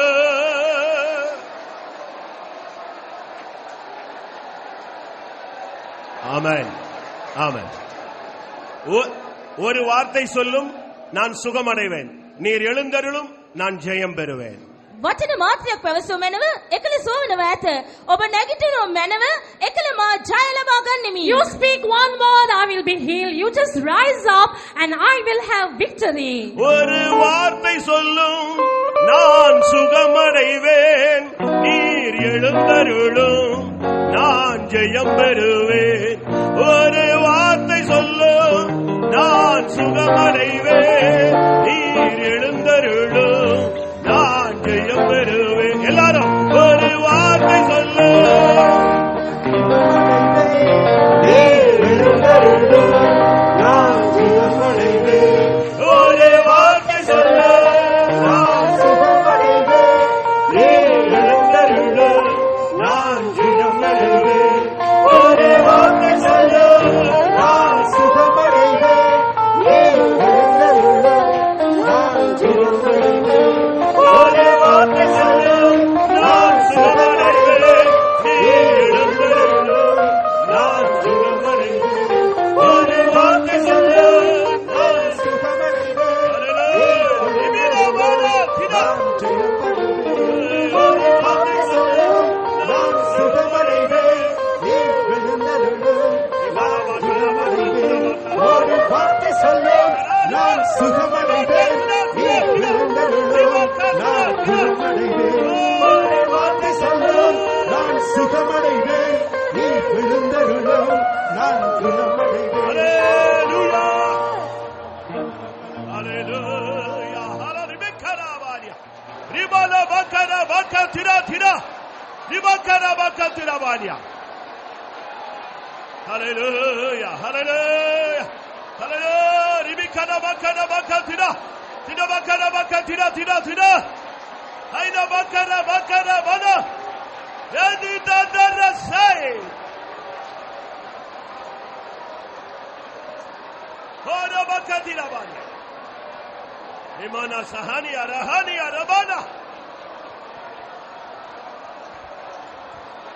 ஒரு வார்த்தை சொல்லும் நான் சுகமடைவேன், நீர் எழுந்தருளும் நான் ஜெயம் பெறுவேன். ஒரு வார்த்தை சொல்லும் நான் சுகமடைவேன், நீர் எழுந்தருளும் நான் ஜெயமடைவேன். ஒரு வார்த்தை சொல்லும் நான் சுகமடைவேன், நீர் எழுந்தருளும் நான் ஜெயம் பெறுவேன். ஒரு வார்த்தை சொல்லும் நான் சுகமடைவேன், நீர் எழுந்தருளும் நான் ஜெயம் பெறுவேன். ஒரு வார்த்தை சொல்லும் நான் சுகமடைவேன், நீர் எழுந்தருளும் நான் ஜெயம் பெறுவேன். ஒரு வார்த்தை சொல்லும் நான் சுகமடைவேன்.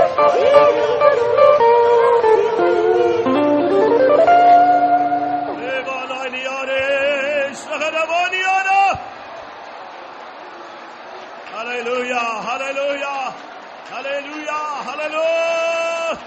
Ribana, ribana, tira, tira, kara, thik.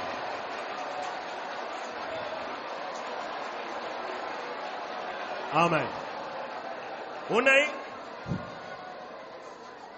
உன்னை இதுவரை கட்டி வைத்திருந்த வல்லமை இப்பொழுது அழிக்கப்பட்டுக் கொண்டிருக்கிறது. මේක ඔබ වැද තිබුණා බලවේගය දැන් ලියමින් තිබෙනවා. The power that kept you bound hitherto is being destroyed now. என்னை தேவன் சுகமாக்கும் நாள் இதுதான் என்று எத்தனை பேர் விசுவாசிக்கிறீர்கள்? ස්වාමීන් වහන්සේ මාව සුව කරන දවස අදයි කියා ඔබගෙන් කී දෙනෙක් විශ්වාස කරනවාද? How many of you believe that this is the day in which the Lord shall heal you? உனக்கு தலையில வியாதியா, உனக்கு கால்ல வியாதியா, உன்னுடைய குடல் வியாதியா, இயேசுவின் நாமத்தினால இப்பொழுது சுகம் உண்டாக வேண்டும். ඔබගේ හිසේ රෝගයක්ද නැතිනම් ඔබගේ ලයේ රෝගයක්ද නැතිනම් ඔබගේ බඩවැල් වල අතුණු වල රෝගයක්ද මේ මොහොතේ සුවය ඔබට ලැබේ. Are you sick in the head? Are you sick in your legs, in your feet? Are you sick in your bowels?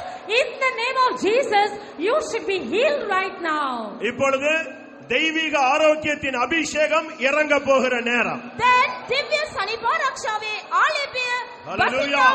This is the moment in which the anointing of divine health is going to descend upon you. நீ கையை உயர்த்தி முழங்கால நின்று கொண்டிருக்கும் பொழுது தெய்வீக ஆரோக்கியத்தின் அபிஷேகம் உன்னுடைய உச்சம் தலையிலிருந்து உள்ளங்கால் மட்டும் இறங்குகிறது.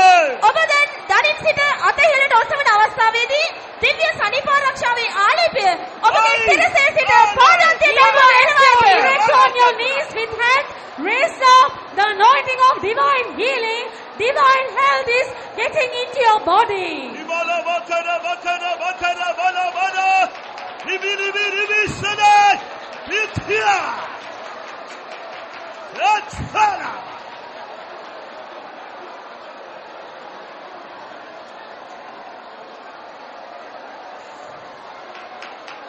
Ura mana sidat.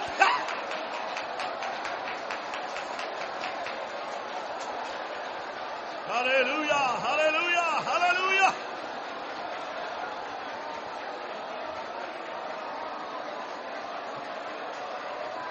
வல்லமை உண்டு உண்டு அற்புத வல்லமை இயேசுவே இரத்தத்தே. வல்லமை உண்டு உண்டு அற்புத வல்லமை அடக்கத்தை இரத்தத்தே. வல்லமை அற்புத வல்லமை இயேசுவே. வல்லமை உண்டு உண்டு அற்புத வல்லமை அடக்கத்தை இரத்தத்தே. Bale, bale, Vishwa Bale, Jesus ke. Bale, bale, bale, Vishwa Bale, Jesus ke. There is power, power, wonder-working power in the blood of the Lamb. There is power, power, wonder-working power in the blood. வல்லமை உண்டு உண்டு அற்புத வல்லமை இயேசுவே.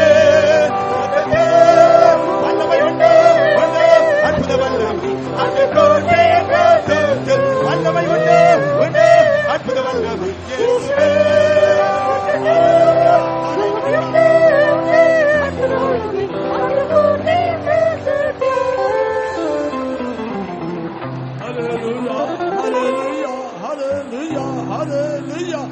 Hallelujah, hallelujah, hallelujah. Ribau sira la ba la ba ya ga la ba ya. Hallelujah,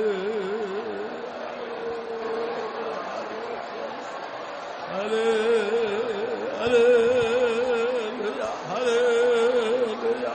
hallelujah, hallelujah, hallelujah. Amen.